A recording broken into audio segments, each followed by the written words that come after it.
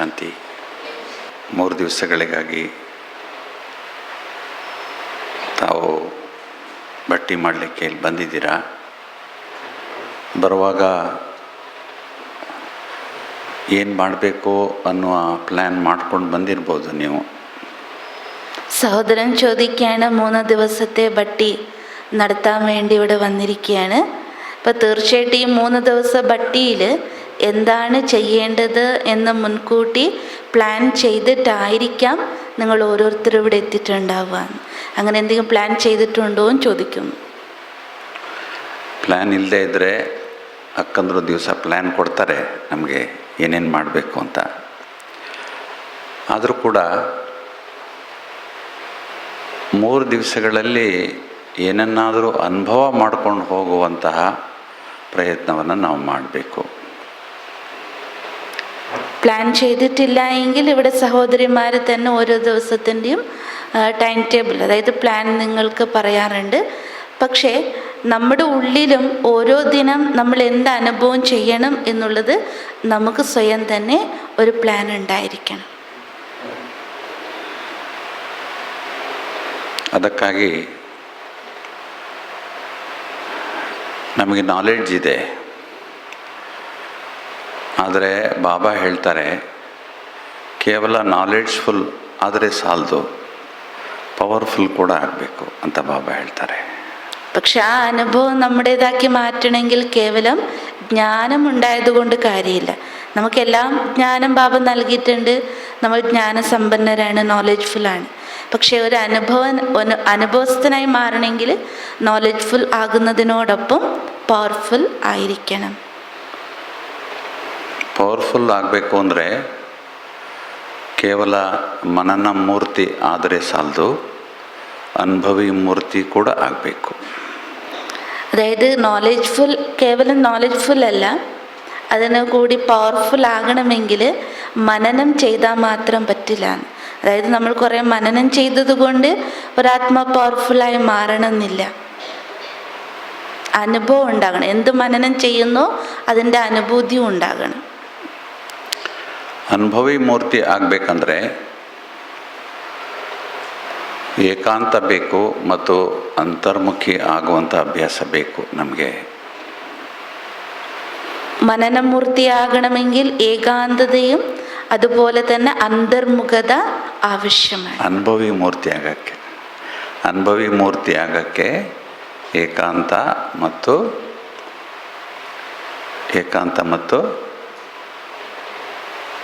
ಅಂತರ್ಮುಖಿ ಎರಡೂ ಆಗಬೇಕು.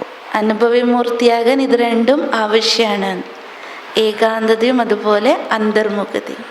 ಅದರಿಂದ ಅನುಭವ ಭಾಳ ಅವಶ್ಯಕತೆ ಇದೆ ನಮಗೆ. ಅನುಭವಿಗಳು ಬೇರೆಯವರಿಗೆ ಹೇಳಲಿಕ್ಕೆ ಭಾಳ ಸುಲಭ ಆಗುತ್ತೆ, ಅನುಭವ ಮಾಡಿ ಹೇಳೋದಕ್ಕೆ ಭಾಳ ಸುಲಭ ಆಗುತ್ತೆ.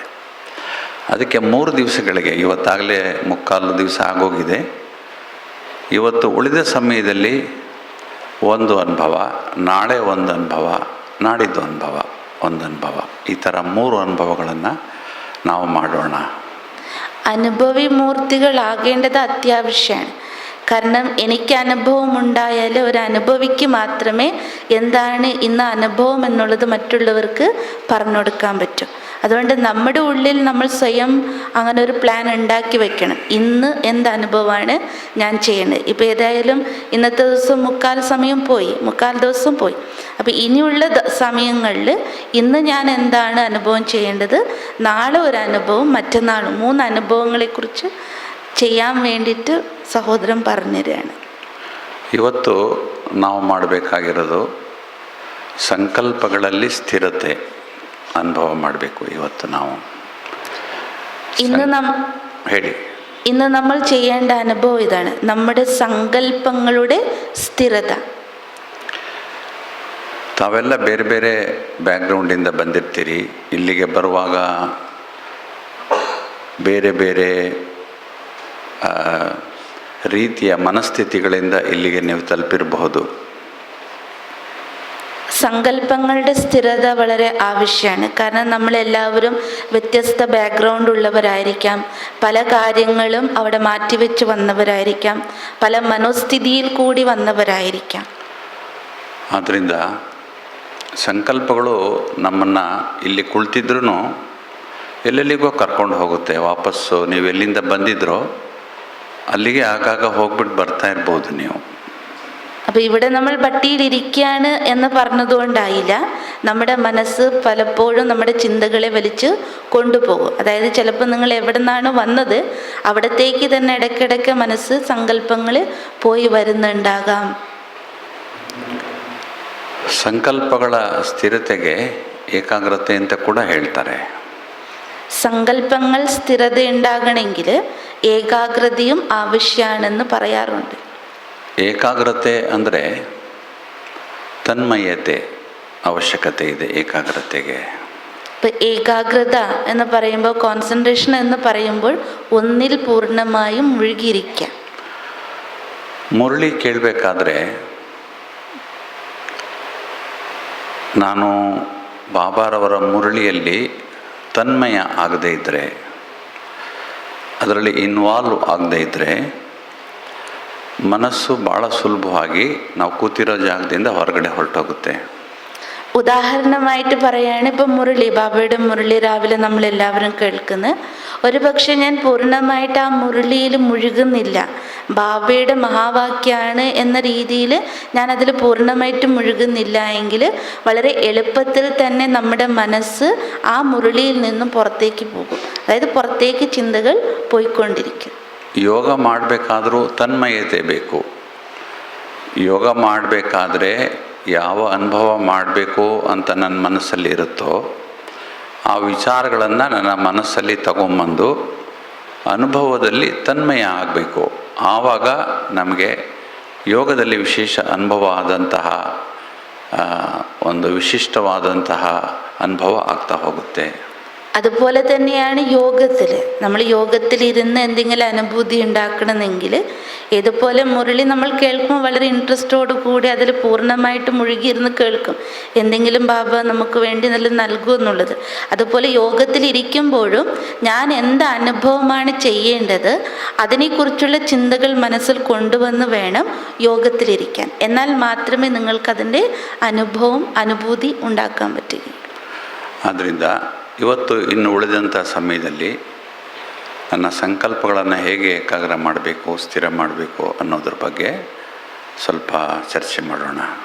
അപ്പോൾ ഇന്ന് നമ്മൾ ഈ കഴിഞ്ഞ 3/4 ദിവസം കഴിഞ്ഞു, ഇനിയുള്ള ഈ സമയം ഇതിനുള്ളിൽ ഇന്നത്തെ ഈ ദിവസത്തിൽ എങ്ങനെ എൻ്റെ സങ്കല്പങ്ങളെ സ്ഥിരപ്പെടുത്താം, അതിനുവേണ്ടി ഏകാഗ്രത എന്ന് പറഞ്ഞു, അതിനെക്കുറിച്ച് നമുക്കിവിടെ ചർച്ച നടത്താം. ನಾಳೆ ದಿವಸ ನಾವು ಅನುಭವ ಮಾಡಬೇಕಾಗಿರೋದು ಯಾವುದು ಅಂದರೆ dead silence and sweet silence.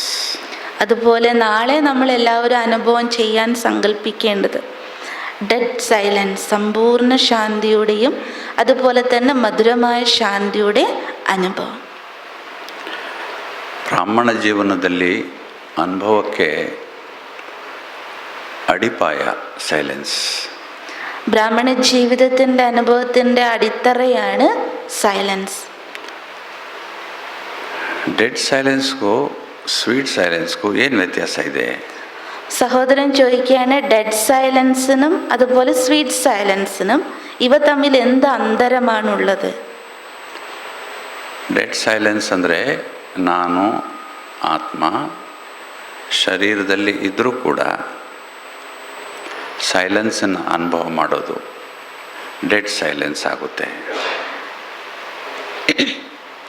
Dead silence എന്ന് പറയുമ്പോൾ ശരീരത്തിൽ ഇരുന്നു കൊണ്ട് ഞാൻ ആത്മ ഈ ശരീരത്തിൽ ഇല്ല എന്ന അവസ്ഥയുടെ അനുഭവം ചെയ്യുന്നത്.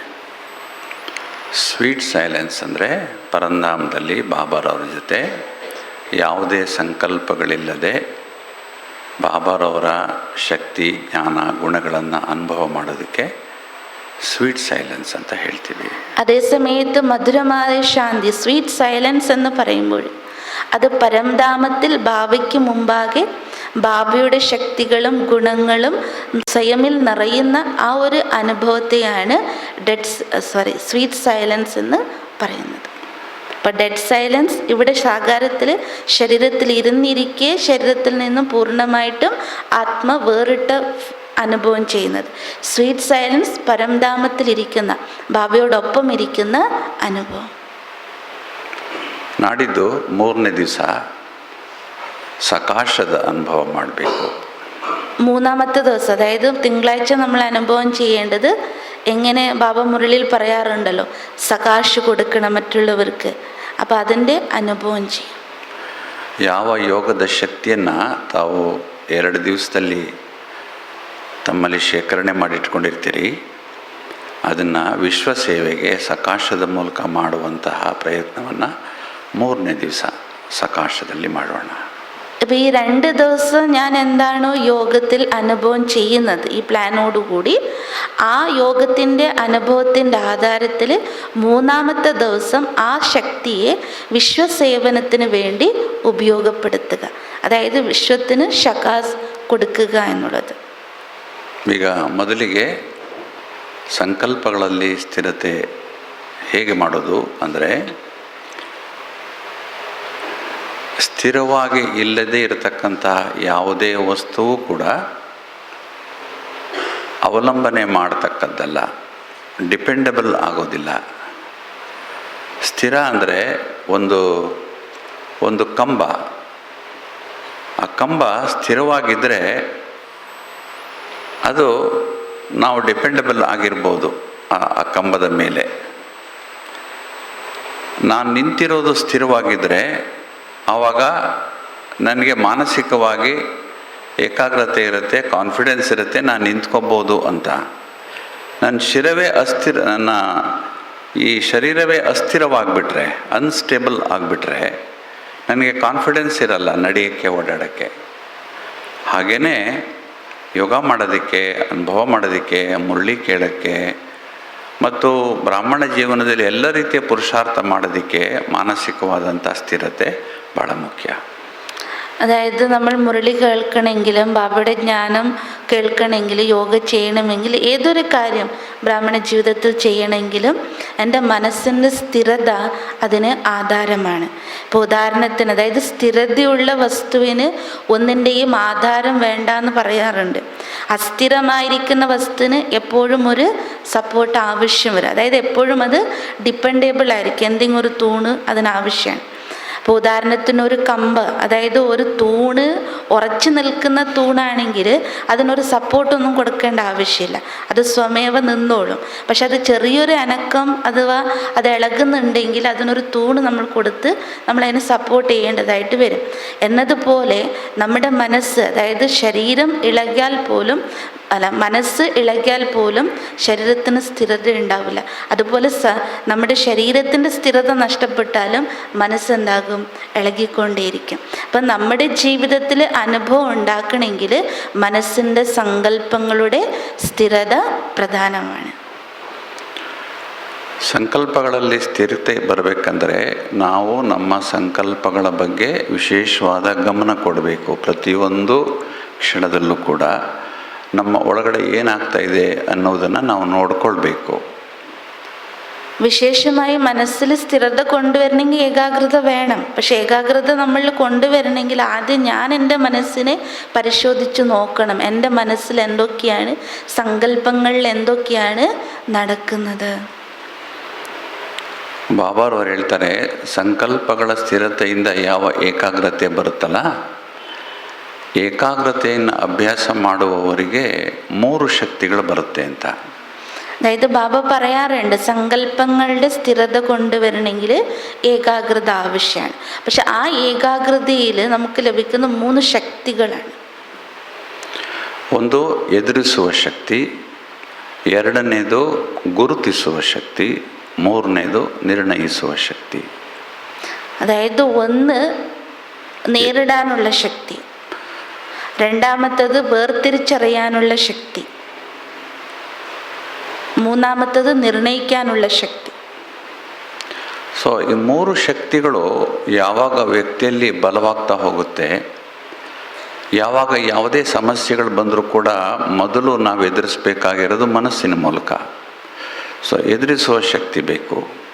ಎರಡನೇದು ಗುರುತಿಸುವ ಶಕ್ತಿನೂ ಬೇಕು. ಯಾಕೆಂದರೆ ಮಾಯೆ ಯಾವ್ಯಾವ ಥರ ಬಂದು ನನ್ನ ಅಟ್ಯಾಕ್ ಮಾಡ್ತಾಯಿದೆ ಅಂತ ನಂಗೆ ಗೊತ್ತಾಗಬೇಕಂದ್ರೆ, ಬಂದಿರೋದು ಮಾಯೇನೋ ಅಲ್ವೋ ಅಂತ ಗೊತ್ತಾಗಬೇಕಂದ್ರೆ ಗುರುತಿಸುವ ಶಕ್ತಿ ಬೇಕು ಮತ್ತು ನಿರ್ಣಯಿಸುವ ಶಕ್ತಿನೂ ಬೇಕು. ಯಾಕಂದರೆ ನಿರ್ಣಯ ಶಕ್ತಿ ಸರಿಗಿಲ್ಲದೆ ಇದ್ದರೆ ನಾವು തಗೊಳ್ಳುವಂಥ തീരുമാനಗಳು ഏർപേരാಗ್ತಾ ಹೋಗುತ್ತೆ. അതായത് നമ്മുടെ ജീവിതത്തിൽ എന്തെങ്കിലും കാര്യങ്ങൾ വരുമ്പോൾ, പ്രശ്നങ്ങളാകട്ടെ, അങ്ങനെയുള്ള സാഹചര്യങ്ങൾ വരുമ്പോൾ അതിനെ ഫസ്റ്റ് നമ്മൾ നേരിടണമെങ്കിൽ അത് മനസ്സിൻ്റെ ആധാരത്തിലാണ് അതിനെ നേരിടുക. പക്ഷെ ശരിക്കും നേരിടണമെങ്കിൽ നമുക്ക് എന്ത് വേണം? പവർ ടു ഡിസ്ക്രിമിനേഷൻ, അതായത് വേർതിരിച്ചറിയാനുള്ള കഴിവും നമുക്ക് വേണം. വേർതിരിച്ചറിയാനുള്ള കഴിവ് മാത്രം പോരാ, അതിൻ്റെ കൂടെ തന്നെ മറ്റൊരു ശക്തി നമുക്ക് ഉണ്ടായിരിക്കണം, തീരുമാനം എടുക്കാനുള്ള ശക്തി. ഇപ്പോൾ വന്നിരിക്കുന്ന പ്രശ്നങ്ങൾ അത് മായയാണോ അല്ലയോ, എന്താണ് എന്നുള്ളത് ആദ്യം തിരിച്ചറിയണം.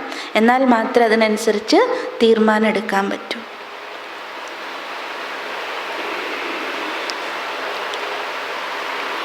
ತಾವೆಲ್ಲರೂ ಕೂಡ ಸರ್ ಸಿ ವಿ ರಾಮನ್ ಅವರ ಹೆಸರು ಕೇಳಿರ್ಬೋದು. ಸೈಂಟಿಸ್ಟು. ಅವ್ರಿಗೆ ಫಿಸಿಕ್ಸಲ್ಲಿ ನೊಬೆಲ್ ಪ್ರಶಸ್ತಿ ಬಂತು, right? Sir C V Raman നമുക്കറിയാം, സയൻറ്റിസ്റ്റ്. അവർക്ക് ഇതിൽ ಫಿಸಿಕ್ಸ್, ಭೌತಶಾಸ್ತ್ರ, അതിൽ നോബൽ ಪ್ರೈಸ್ കിട്ടിയത് നമുക്കറിയാം. ಅವರು ಕೆಲಸ ಮಾಡಿದ್ದು ಬೆಳಕಿನ ಒಂದು ವಿಶೇಷತೆಗಳ ಮೇಲೆ ಅವ್ರಿಗೆ ನೊಬೆಲ್ ಪ್ರಶಸ್ತಿ ಸಿಕ್ತು. ಬೆಳಕು അവർ റിസർച്ച് ചെയ്തത്, അതായത് വിളക്കിനെ, ലൈറ്റിനെ കുറിച്ചുള്ള അവരുടെ റിസർച്ചിലാണ് അവർക്കത് പ്രൈസ് കിട്ടിയത്. ಒಂದು ಸರಿ ಅವರು ಧಾರವಾಡಕ್ಕೆ ಹೋಗಿದ್ರು. ಧಾರವಾಡ ಅಂತ ಕರ್ನಾಟಕದಲ್ಲಿ ಒಂದು ಪ್ರಸಿದ್ಧವಾದ ಸ್ಥಳ ಇದೆ. ಧಾರವಾಡಕ್ಕೆ ಹೋಗಿದ್ದರು. ಧಾರವಾಡದಲ್ಲಿ ಅವರೊಬ್ಬರು ಸ್ನೇಹಿತರಿದ್ದರು, ಡಾಕ್ಟರ್ H.K. ರಂಗನಾಥ್ ಅಂತ. ಅವರು ಅಲ್ಲಿ ಆಲ್ ಇಂಡಿಯಾ ರೇಡಿಯೋದಲ್ಲಿ ಡೈರೆಕ್ಟರ್ ಆಗಿದ್ದರು. അതായത് sir C V Raman scientist ആരാണ്, അവരൊരിക്കൽ കർണാടകയിൽ ധാർവാഡ എന്ന് പറയുന്ന സ്ഥലത്ത് പോയിരുന്നു. അവിടെ അവരുടെ H.K. രംഗനാഥ് എന്ന് പറഞ്ഞ ആകാശവാണിയുടെ ഡയറക്ടറുമായിട്ട് അവർ കണ്ടുമുട്ടി. ಸೊ ಡಾಕ್ಟರ್ ರಂಗನಾಥ್ ಅವರು ಸರ್ ಸಿ ವಿ ರಾಮನ್ ಅವ್ರನ್ನ ಕೇಳಿದ್ರು, ಸರ್ ತಾವು ಹೇಗೂ ಬಂದಿದ್ದೀರಾ, ನಮ್ಮ ಆಲ್ ಇಂಡಿಯಾ ರೇಡಿಯೋದಲ್ಲಿ ಒಂದು 15 ಮಿನಿಟ್ಸ್ ಒಂದು ಪ್ರೋಗ್ರಾಮ್ ಕೊಡ್ತೀರಾ ಅಂತ ಕೇಳಿದ್ರು. അങ്ങനെ അവർ ചെന്നപ്പോൾ ഈ സർ, അതായത് രംഗനാഥ് സർ അവരോട് റിക്വസ്റ്റ് ചെയ്തു, ഏതായാലും സർ ഇവിടെ വന്നതല്ലേ, വന്ന സ്ഥിതിക്ക് നിങ്ങളൊരു 15 മിനിറ്റ് നിങ്ങളുടെ ഒരു സ്പീച്ച് അതോ ടോക്ക് കൊടുക്കാൻ പറ്റുമോ എന്ന് ചോദിച്ചു. ഇവർ ಕೇಳಿದ್ರು, ಖಂಡಿತವಾಗಿ ಆಗ್ಬೋದು, ಯಾರಿಗೆ ಅಂತ ಕೇಳಿದ್ರು. അപ്പം അവർ സമ്മതിച്ചു, തീർച്ചയായിട്ടും ഞാൻ കൊടുക്കാം, പക്ഷെ ആരെ ഉദ്ദേശിച്ചിട്ടാണ്, ആർക്ക് വേണ്ടിയിട്ടാണ്? ಅವ್ರು ಹೇಳಿದ್ರು, ಹೈಸ್ಕೂಲ್ ಮಕ್ಕಳಿಗೆ ತಾವು ಮಾತಾಡಬೇಕು, ವಿಜ್ಞಾನದ ಬಗ್ಗೆ ಮಾತಾಡಬೇಕು ಅಂತ ಹೇಳಿದರು. അപ്പോൾ സർ രംഗനാഥ് സർ പറഞ്ഞു, നിങ്ങൾ ഹൈസ്കൂൾ കുട്ടികൾക്കാണ് സ്പീച്ച് കൊടുക്കേണ്ടത്, അതും വിജ്ഞാനത്തെക്കുറിച്ച് തന്നെയാണ് അവരോട് സംസാരിക്കേണ്ടത്. ಹಾಗಾದರೆ ನಾನು ಬೆಳಕು ಮತ್ತು ಬಣ್ಣಗಳು ಇದರ ಬಗ್ಗೆ ನಾನು 15 ನಿಮಿಷ ಮಾತಾಡ್ತೀನಿ ಅಂತ ಹೇಳಿದ್ರು. അപ്പോൾ സി വി രാമൻ സർ പറഞ്ഞു, ശരി ഞാൻ സംസാരിക്കാം, അത് ലൈറ്റും പിന്നീട് കളർ അതിനെക്കുറിച്ചായിരിക്കും ഞാൻ സംസാരിക്കാം. ಸರಿ, ಅನೌನ್ಸ್ಮೆಂಟ್ ಆಯಿತು. ಆಫೀಸಿಗೆ ಹೋದರು, ಆಲ್ ಇಂಡಿಯಾ ರೇಡಿಯೋ ಆಫೀಸ್ಗೆ. ಅಲ್ಲಿ ಸ್ಟುಡಿಯೋ ಇರುತ್ತೆ. ಸ್ಟುಡಿಯೋದೊಳಗಡೆ ಸರ್ ಸಿ ವಿ ರಾಮನ್ನ ಕೂರಿಸಿದ್ರು. ಅದು ಸೌಂಡ್ ಪ್ರೂಫ್ ಸ್ಟುಡಿಯೋ ಇರುತ್ತೆ. ಮತ್ತು ಅದರ ಎದುರುಗಡೆ ಆಪೋಸಿಟಲ್ಲಿ ಡಾಕ್ಟರ್ ರಂಗನಾಥ್ ಅವರು, ಡೈರೆಕ್ಟರ್ ಅವರು ಕೂತ್ಕೊಂಡಿದ್ದರು. ಅವ್ರು ಹೇಳಿದರು, ನಾನು ಎದುರುಗಡೆಯಲ್ಲಿ ಕೂತಿರ್ತೀನಿ, ನೀವು ಶುರು ಮಾಡಬೇಕಾದ್ರೆ ಹಿಂಗಂತೀನಿ, ನೀವು ಶುರು ಮಾಡಿಬಿಡಿ, ಆಮೇಲೆ ಹಿಂಗಂತೀನಿ, നില്ലിസ്ಬಿಡಿ ಅಂತ ಹೇಳಿದರು. അപ്പം അങ്ങനെ സമ്മതിച്ച ഡേറ്റിൽ തന്നെ അനൗൺസ്മെൻറ്റൊക്കെ ആയല്ലോ, ഇന്ന് ഡോക്ടർ സി വി രാമൻ അവരുടെ സ്പീച്ച് ഉണ്ടെന്ന്. അപ്പം അങ്ങനെ അവർ അന്ന് ആകാശവാണി ഓഫീസിലെത്തുകയും അവരെ കൊണ്ടുപോയി സ്റ്റുഡിയോ റൂമിൽ ഇരുത്തി. അപ്പോൾ ഡയറക്ടർ സർ അവരോട് പറഞ്ഞു, ഞാൻ എതിർവശം ഇരിക്കുന്നുണ്ടാകും. ഇവരിനെ ഇരുത്തിയത് സൗണ്ട് പ്രൂഫ് റൂമിലായിരുന്നു. അപ്പോൾ ശബ്ദം കേൾക്കില്ലല്ലോ അങ്ങോട്ടും ഇങ്ങോട്ടും. അപ്പോൾ ഡോക്ടർ സർ പറഞ്ഞു, ഡയറക്ടർ സർ, ഞാൻ നിങ്ങൾക്ക് ആംഗ്യ ഭാഷ കാണിക്കും, അതായത് ഇങ്ങനെ കാണിക്കുമ്പോൾ നിങ്ങൾ സ്റ്റാർട്ട് ചെയ്യണം, ഇങ്ങനെ പറഞ്ഞ് സ്റ്റോപ്പ് ചെയ്യണമെന്ന് പറഞ്ഞു. ಸೊ 14 ಮಿನಿಟ್ಸ್ ಆದಮೇಲೆ ನಾನು ನಿಮಗೆ ಒಂದು ಸಿಗ್ನಲ್ ಕೊಡ್ತೀನಿ, ಆ ಸಿಗ್ನಲ್ಲು ಹಿಂಗೆ ಹೇಳ್ತೀನಿ ನಾನು, ಹಿಂಗೆ ಹೇಳಿದಾಗ 1 ಮಿನಿಟ್ ಇದೆ ಅಂತ ಅರ್ಥ, ನೀವು 1 ಮಿನಿಟ್ ಮಾತಾಡಿ ನಿಲ್ಲಿಸ್ಬಿಡ್ಬೋದು ಅಂತ ಹೇಳಿದರು. ರಾಮನವರು ಆಗಲಿ ಅದಕ್ಕೇನಂತೆ ಅಂತ ಹೇಳಿದರು. പിന്നെ ഡയറക്ടർ സർ പറഞ്ഞു 14 മിനിറ്റ് ആകുമ്പോഴേക്കും ഞാൻ കൈകൊണ്ട് ആക്ഷൻ കാണിക്കും. അതിൻ്റെ അർത്ഥം 1 മിനിറ്റ് ഇനിയും ബാക്കിയുണ്ട്, 1 മിനിറ്റിനുള്ളിൽ നിങ്ങൾ നിർത്തണം എന്നാണ് സൂചന എന്ന് പറഞ്ഞു. ಓಕೆ, ಸ್ಟುಡಿಯೋ ಬಾಗಿಲು ಹಾಕಿದ್ರು, ಅವರು ಅಪೋಸಿಟ್ ಕೂತ್ಕೊಂಡ್ರು. ಇವರು ರೆಡಿಯಾಗಿದ್ದೀರಾ ಅಂತ ಕೇಳಿದ್ರು.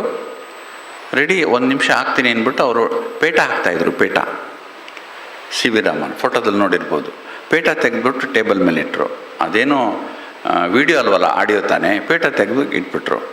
ಅವರು ಒಂದು ಜುಟ್ಟು ಬಿಟ್ಟಿದ್ರು ಹಿಂದ್ಗಡೆ. ಅವರು ಪ್ರಾರಂಭ ಮಾಡೋ ಮೊದಲು ಜುಟ್ಟನ್ನ ಒಂದು ಸರಿ ಹಿಂಗೆ ಅಂದ್ಕೊಂಡು ಹಿಂಗಂದರು. അപ്പം അങ്ങനെ ഡയറക്ഷൻ കൊടുത്തിട്ട് ഡയറക്ടർ സാറ് ആ സൗണ്ട് പ്രൂഫ് റൂമിൻ്റെ കതകടച്ച് ഇപ്പുറത്തിരുന്നു. അപ്പോൾ സ്റ്റാർട്ട് എന്ന് ഡയറക്ടർ സാർ സ്റ്റാർട്ട് എന്ന് പറഞ്ഞപ്പോൾ നമ്മുടെ സി വി രാം സാർ എന്ന് ചെയ്ത ഒരു തൊപ്പി, അവരുടെ ഒരു തൊപ്പി കണ്ടിട്ടുണ്ടാവില്ല, ആ തൊപ്പി എടുത്ത് ടേബിളിൽ വെച്ച്, അവർ ബ്രാഹ്മണനാന്ന് തോന്നുന്നു, അതുകൊണ്ട് കുടുംബയുണ്ടായിരുന്നു. അപ്പോൾ ആ കുടുംബനൊന്നിങ്ങനെ തിരിച്ചിട്ട് തലക്കൊരു കൊട്ട് കൊടുത്തിട്ട് ഇരുന്നു എന്ന്. ಓಕೆ, ಅವರು ಹಿಂಗಂದರು. ಇವರು ಶುರು ಮಾಡಿದ್ರು, ಸರ್ ಸಿ ವಿ ರಾಮನ್ ಅವರು. ಮಾತಾಡ್ತಾ ಮಾತಾಡ್ತಾ ಕಣ್ಣು ಮುಚ್ಕೊಂಡಿದ್ದಾರೆ, ಮಾತಾಡ್ತಾ ಇದ್ದಾರೆ. ಮಕ್ಕಳಿಗೆ ಬೆಳಕು ಮತ್ತು ಬಣ್ಣ ಹೇಳ್ತಾನೇ ಇದ್ದಾರೆ. 14 ನಿಮಿಷ ಆಯಿತು. അപ്പോൾ അവരുടെ പൊസിഷനിൽ ഇരുന്നു കൊണ്ട് അപ്പുറത്തെ ഡയറക്ടർ സാറിൻ്റെ ഡയറക്ഷൻ കിട്ടിയപ്പോൾ ഇങ്ങനെ പറഞ്ഞല്ലോ ആരംഭിച്ചോളൂ എന്ന്. അതോടെ തന്നെ ഇവർ സ്റ്റാർട്ട് ചെയ്തു. ലൈറ്റിനെ കുറിച്ചും കളറിനെ കുറിച്ചും കുട്ടികളോട് സംസാരിക്കാൻ തുടങ്ങി. സംസാരിച്ച് ഒരു 10 മിനിറ്റ് കഴിഞ്ഞപ്പോഴേക്കും സി വി രാമൻ സാർ കണ്ണു പൂട്ടിയിട്ടാണ് പിന്നീടുള്ള സംസാരം. അപ്പോൾ അങ്ങനെ ക്ലാസ് എടുത്ത് 15 കഴിഞ്ഞു. അങ്ങനെ നീണ്ടു പോവുകയാണ്. പക്ഷെ ആൾ കണ്ണടച്ചിരിക്കുകയല്ലേ. ಸೊ 14 ಮಿನಿಟ್ಸ್ ಆಯಿತು. ಎದುರುಗಡೆ ಕೂತ್ಕೊಂಡಿದ್ದಲ್ಲ ಡಾಕ್ಟರ್ ರಂಗನಾಥ್ ಅವರು, ಅವ್ರಿಗೆ ಕಣ್ಣೇ ಬಿಡ್ತಾ ಇಲ್ಲವಲ್ಲ ಇವ್ರಿಗೂ. ನಾನು ಅವ್ರಿಗೆ ಸಿಗ್ನಲ್ ಕೊಡಬೇಕು, 1 ಮಿನಿಟ್ ಇದೆ ಅಂತ ಸಿಗ್ನಲ್ ಕೊಡಬೇಕು, ಆದರೆ ಕಣ್ಣೇ ಬಿಡ್ತಾ ಇಲ್ವಲ್ಲ, ಹೆಂಗೆ ಸಿಗ್ನಲ್ ಕೊಡೋದು ಅವ್ರಿಗೆ ಅಂತ ಯೋಚನೆ ಆಯಿತು. അപ്പോൾ ഡയറക്ടർ സാർ അപ്പുറത്ത് കാത്തിരിക്കല്ലേ. 15 മിനിറ്റിൻ്റെ പരിപാടിയാന്ന് പറഞ്ഞു. 14 മിനിറ്റ് കഴിയുമ്പോഴേക്കും ഞാൻ സൂചന കൊടുക്കാമെന്ന് പറഞ്ഞല്ലോ. അപ്പം ഇവർക്ക് ചിന്ത തുടങ്ങി. ഇവർ കണ്ണടച്ചിരിക്കുന്ന ആൾക്ക് ഇങ്ങനെ പറഞ്ഞാലും കേൾക്കില്ല, പറയാനും പറ്റുകയില്ല. അപ്പം എങ്ങനെ കാണിച്ചു കൊടുക്കുക? കണ്ണ് തുറന്നാലല്ലേ അയാൾക്ക് കണ്ടാൽ മനസ്സിലാവും ഇത് ഇനി 1 മിനിറ്റ് ഉണ്ട് എന്ന്. അപ്പം എങ്ങനെയും ഒരു സൂചന അയാളിലേക്ക് എത്തിക്കുക എന്നുള്ള ചിന്ത തുടങ്ങി. ಸೊ ಕಣ್ಣು ಮುಚ್ಕೊಂಡು ಕೂತ್ಕೊಂಡಿದ್ದಾರೆ. ಇವರಿಗೆ ಟೆನ್ಷನ್ ಸ್ಟಾರ್ಟ್ ಆಯಿತು. ಯಾಕೆಂದರೆ 15 ಮಿನಿಟ್ಸ್ ಆದಮೇಲೆ ಬೇರೆ ಪ್ರೋಗ್ರಾಮ್ ಇದೆ, ಅನೌನ್ಸ್ಮೆಂಟ್ ಆಗುತ್ತೆ ಆಲ್ ಇಂಡಿಯಾ ರೇಡಿಯೋದಲ್ಲಿ. ಸೊ ಇವರು 5 ಸೆಕೆಂಡ್ 10 ಸೆಕೆಂಡ್ ನೋಡಿದ್ರು, ಏನೂ ಅಲುಗಾಡಲೇ ಇಲ್ಲ. ಅವರು ಮಾತಾಡ್ತಾನೇ ಇದ್ದಾರೆ. 15 ಸೆಕೆಂಡ್ ಆಯಿತು, 20 ಸೆಕೆಂಡ್ ಆಯಿತು, 30 ಸೆಕೆಂಡ್ ಆಯಿತು, ಕಣ್ಣೇ ಬಿಡಲಿಲ್ಲ. ಅವರು മാതാಡ್ತಾನೇ ഇದ್ದಾರೆ. ഇപ്പോൾ 15 മിനിറ്റിന് 14 മിനിറ്റ് കഴിഞ്ഞു. 15 മിനിറ്റ് ആകുമ്പോഴേക്കും അടുത്ത പ്രോഗ്രാമിൻ്റെ അനൗൺസ്മെൻറ്റ് റേഡിയോയിൽ വരും. അപ്പോൾ ഇത് നോക്കി കാത്തു നിന്നു. 1 മിനിറ്റിൽ 15 സെക്കൻഡ്, 20 സെക്കൻഡ്, 30 സെക്കൻഡ് കഴിഞ്ഞു പോയി. എന്നിട്ടും ആ വ്യക്തി കണ്ണു തുറന്നിട്ടില്ല. ಟೆನ್ಷನ್ ಜಾಸ್ತಿ ಆಗೋಯ್ತು ಇವರಿಗೆ. ಯಾಕೆಂದರೆ ಅದು ಸೌಂಡ್ ಪ್ರೂಫ್ ಸ್ಟುಡಿಯೋ ಆಗಿರೋದ್ರಿಂದ ಯಾರು ಒಳಗಡೆ ಹೋಗೋಕ್ಕಾಗಲ್ಲ. So sir C V Raman ಅವರು 15 ನಿಮಿಷಕ್ಕೆ 15 ಸೆಕೆಂಡ್ ಇರಬೇಕಾದ್ರೆ ಕರೆಕ್ಟಾಗಿ ಕಣ್ಣು ಬಿಟ್ಟು ಮಾತು നിಲ್ಲಿಸ್ಬಿಟ್ರು. അപ്പോൾ ഡയറക്ടർ സാർക്ക് അങ്ങ് ടെൻഷൻ കൂടാൻ തുടങ്ങി. കാരണം അകത്തേക്ക് കടക്കാനും അല്ല, അവർ പുറത്തേക്ക് വരാനും അല്ല, സൗണ്ട് പ്രൂഫ് ആയതുകൊണ്ട്. അപ്പോൾ ആളിങ്ങനെ ടെൻഷൻ കൂടി നിൽക്കുമ്പോൾ മറ്റേ നമ്മുടെ സി വി രാമൻ സാറ് 15 മിനിറ്റിന് 15 സെക്കൻഡുള്ള ആ സമയത്ത് കണ്ണ് തുറക്കുകയും ടോപ്പിക്ക് ക്ലോസ് ചെയ്യുകയും ചെയ്തു, നിർത്തുകയും ചെയ്തു. ಸೊ ಡಾಕ್ಟರ್ ರಂಗನಾಥ್ ಅವರು ವಾಸ್ ರಿಲೀವ್ಡ್. ಸೊ ಅವರು ಓಡೋದ್ರ ಒಳಗಡೆ ಸೌಂಡ್ ಬೇರೆ ಪ್ರೋಗ್ರಾಮ್ ಅನೌನ್ಸ್ ಮಾಡೋಕ್ಕೆ ಹೇಳ್ಬಿಟ್ಟು ಸೌಂಡ್ ಪ್ರೂಫ್ ಸ್ಟುಡಿಯೋ ಒಳಗಡೆ ಹೋಗಿ, ಏನು ಸಾರ್ ಹಿಂಗೆ ಮಾಡಿಬಿಟ್ರಿ, 15 ನಿಮಿಷ ಆಗಿಬಿಟ್ಟಿದ್ರೆ ಬೇರೆ ಪ್ರೋಗ್ರಾಮ್ ಎಲ್ಲ ನಿಂತು ಹೋಗ್ಬಿಡೋದಲ್ಲ ಅಂತ ಹೇಳಿದ್ರು. ನಾನು ಹೇಳಿದ್ನಲ್ಲ ನಿಮಗೆ, ಎಕ್ಸಾಕ್ಟ್ಲಿ 15 ಮಿನಿಟ್ಸ್ ನಿಲ್ಲಿಸ್ತೀನಿ ಅಂತ ಹೇಳಿದ್ನಲ್ಲ ನಿಮಗೆ ಅಂದರು. ಹೆಂಗೆ ಗೊತ್ತಾಯ್ತು ನಿಮಗೆ 15 ನಿಮಿಷ ಆಗಿದೆ? ಇಲ್ಲಿ ಕ್ಲಾಕೇ ಇಲ್ಲ. 15 ನಿಮಿಷ ಹೆಂಗೆ ಗೊತ್ತಾಯ್ತು ನಿಮಗೆ? ನಾನು ನಿಮ್ಗೆ ಸಿಗ್ನಲ್ಲೇ ಕೊಡಲಿಲ್ವಲ್ಲ ಅಂತ ಹೇಳಿದ್ರು ಅವರು. അപ്പോൾ ആ ഒരു സന്തോഷം, ആ ഒറ്റ സെക്കൻഡ് കൊണ്ട് ആളുടെ ടെൻഷനൊക്കെ അങ്ങ് ഇല്ലാതായി. ആൾ സന്തോഷം കൊണ്ട് അടുത്ത ആളോട് പറഞ്ഞു അടുത്ത പ്രോഗ്രാം അനൗൺസ്മെൻറ്റ് ചെയ്യുന്നു പറഞ്ഞു. ഓടി ആ സൗണ്ട് സിസ്റ്റം റെക്കോർഡിംഗ് റൂമിലേക്ക് കയറി തന്ന് നമ്മുടെ CV രാമൻ സാറോട് പറഞ്ഞു, ഇവിടെ ഒരു ക്ലോക്കും ഇല്ല, ഒരു കാര്യവും ഇല്ല, എങ്ങനെ മനസ്സിലായി 15 മിനിറ്റായി, എങ്ങനെയാണ് നിങ്ങളത് നിർത്തിയത് എന്ന് ചോദിച്ചു. അപ്പോൾ CV രാമൻ സർ കൂലായിട്ട് പറഞ്ഞു, ഞാൻ ആദ്യം പറഞ്ഞതല്ലേ 15 മിനിറ്റ് ആകുമ്പോഴേക്കും ഞാൻ കൃത്യസമയത്ത് നിർത്തുമെന്ന്. CV ರಾಮನ್ ಅವರು ಹೇಳಿದರು, ದಟ್ ಈಸ್ ಕಾನ್ಸಂಟ್ರೇಷನ್ ಪವರ್. അപ്പോൾ CV രാമൻ സർ പറഞ്ഞു, അതാണ് കോൺസെൻട്രേഷൻ്റെ പവർ, ഏകാഗ്രതയുടെ ശക്തി. ಸೊ ನಮ್ಮ ಮೆದುಳಿದೆಯಲ್ಲ, ನಮ್ಮ ಮೆದುಳು ಎಷ್ಟು ಚುರುಕಾಗಿರಬೇಕು ಮತ್ತು ಎಷ್ಟು ಜಾಗೃತವಾಗಿರಬೇಕು ಅಂದರೆ ಯಾವ ಟೈಮಲ್ಲಿ ಏನು ಬೇಕೋ ಅದನ್ನೇ ಮಾಡಬೇಕು, ಅಷ್ಟು ಜಾಗರೂಕವಾಗಿರಬೇಕು ನಮ್ಮ ಮೆದುಳು. ಅದಕ್ಕೆ ಮೊದಲೇ ಟ್ರೈನಿಂಗ್ ಕೊಡಬೇಕು. അപ്പോൾ നമ്മുടെ ബുദ്ധി അത്രയും പവർഫുൾ ആയിരിക്കണം. ഏത് സമയത്ത് എന്ത് സങ്കല്പം ചെയ്യണം, എത്ര ചെയ്യണം, എങ്ങനെ ചെയ്യണം, അത് പൂർണ്ണമായിട്ടും വളരെ അലേർട്ടായിരിക്കണം.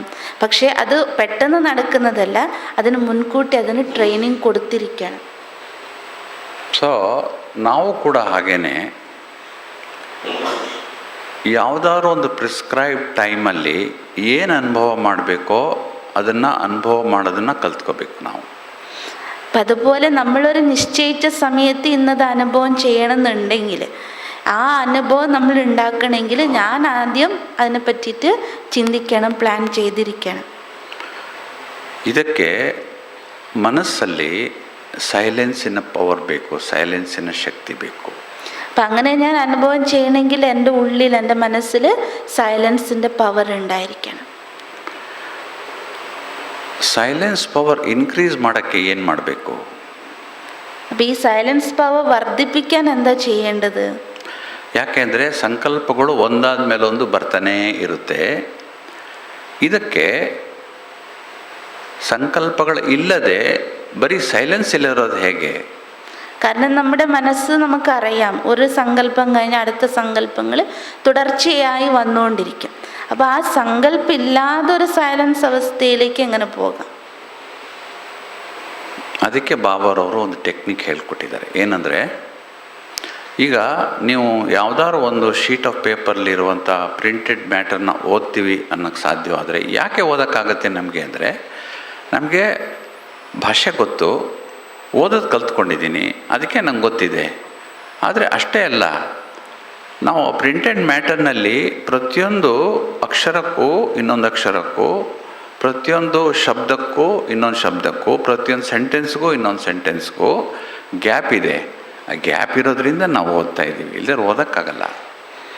അപ്പം മനസ്സിൽ അങ്ങനെ ഒരു ശാന്തിയുടെ അഥവാ സൈലൻസിൻ്റെ അനുഭൂതി അഥവാ അതിനെ വർദ്ധിപ്പിക്കണമെങ്കിൽ ബാബ നമുക്ക് നൽകിയിരിക്കുന്ന ടെക്നിക്ക് ഉണ്ട്. അപ്പോൾ ഏതുപോലെ ബ്രദർ പറയാണ്, നമ്മളൊരു ഷീറ്റ് ഓഫ് പേപ്പറിൽ അത് പ്രിൻറ്റഡ് കോപ്പി ആണെങ്കിൽ നമുക്ക് വളരെ ഈസിലി അതിനെ വായിച്ച് മനസ്സിലാക്കാൻ പറ്റും. അപ്പോൾ എന്തുകൊണ്ട് നമുക്കത് വായിക്കാൻ പറ്റുമെന്ന് പറഞ്ഞാൽ, ഒന്ന് ആ പേപ്പറിൽ എന്താണോ പ്രിൻ്റ് ആയിരിക്കുന്നത് ആ ഓരോ അക്ഷരങ്ങളും വളരെ ക്ലാരിറ്റി ഉള്ളതായിരിക്കും. ഓരോ അക്ഷരത്തിനും ഇടയിൽ ഗ്യാപ്പ് ഉണ്ടാകും. ഒന്ന്. രണ്ടാമത്തെ വേർഡ്സ് തമ്മിൽ അകൽച്ചയുണ്ടാകും. അതുപോലെ തന്നെ സെൻറ്റൻസ് തമ്മിലും ഓരോ ഗ്യാപ്പ് ഉണ്ട്. ആ കാരണം കൊണ്ട് തന്നെ നമുക്ക് എന്താകും, അതിന് എളുപ്പത്തിൽ വായിച്ചെടുക്കാം. അതിന് മറ്റൊരു കാരണമുണ്ട്. ഒന്ന്, എനിക്ക് ആ ഭാഷ അറിയുന്നത് കൊണ്ട്, പിന്നെ ഞാൻ പഠിച്ചത് കൊണ്ടാണ് അത് വായിക്കാൻ പറ്റുന്നത്. ഭാഷ ഏതായിട്ടും കാര്യമില്ല, എനിക്കതിനെ പറ്റിയിട്ടുള്ള നോളജ് ഉള്ളത് കൊണ്ട്. ಸಂಕಲ್ಪಗಳ ಮಧ್ಯೆ ಯಾವ ಗ್ಯಾಪ್ ಇದೆ ಅದೇ ಸೈಲೆನ್ಸ್.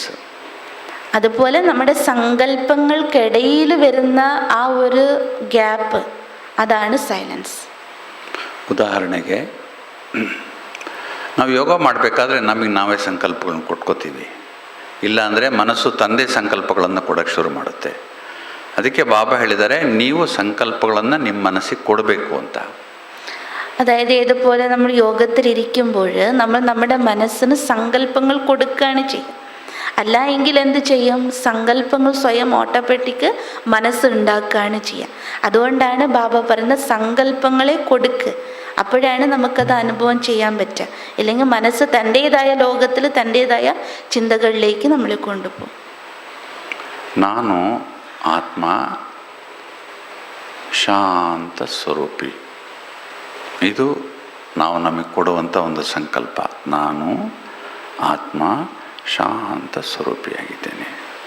ഇപ്പം നമ്മൾ നമ്മുടെ മനസ്സിന് കൊടുക്കുന്ന ഒരു സങ്കല്പം എങ്ങനെയാണ്? ഞാൻ ആത്മ ശാന്ത സ്വരൂപിയാണ്.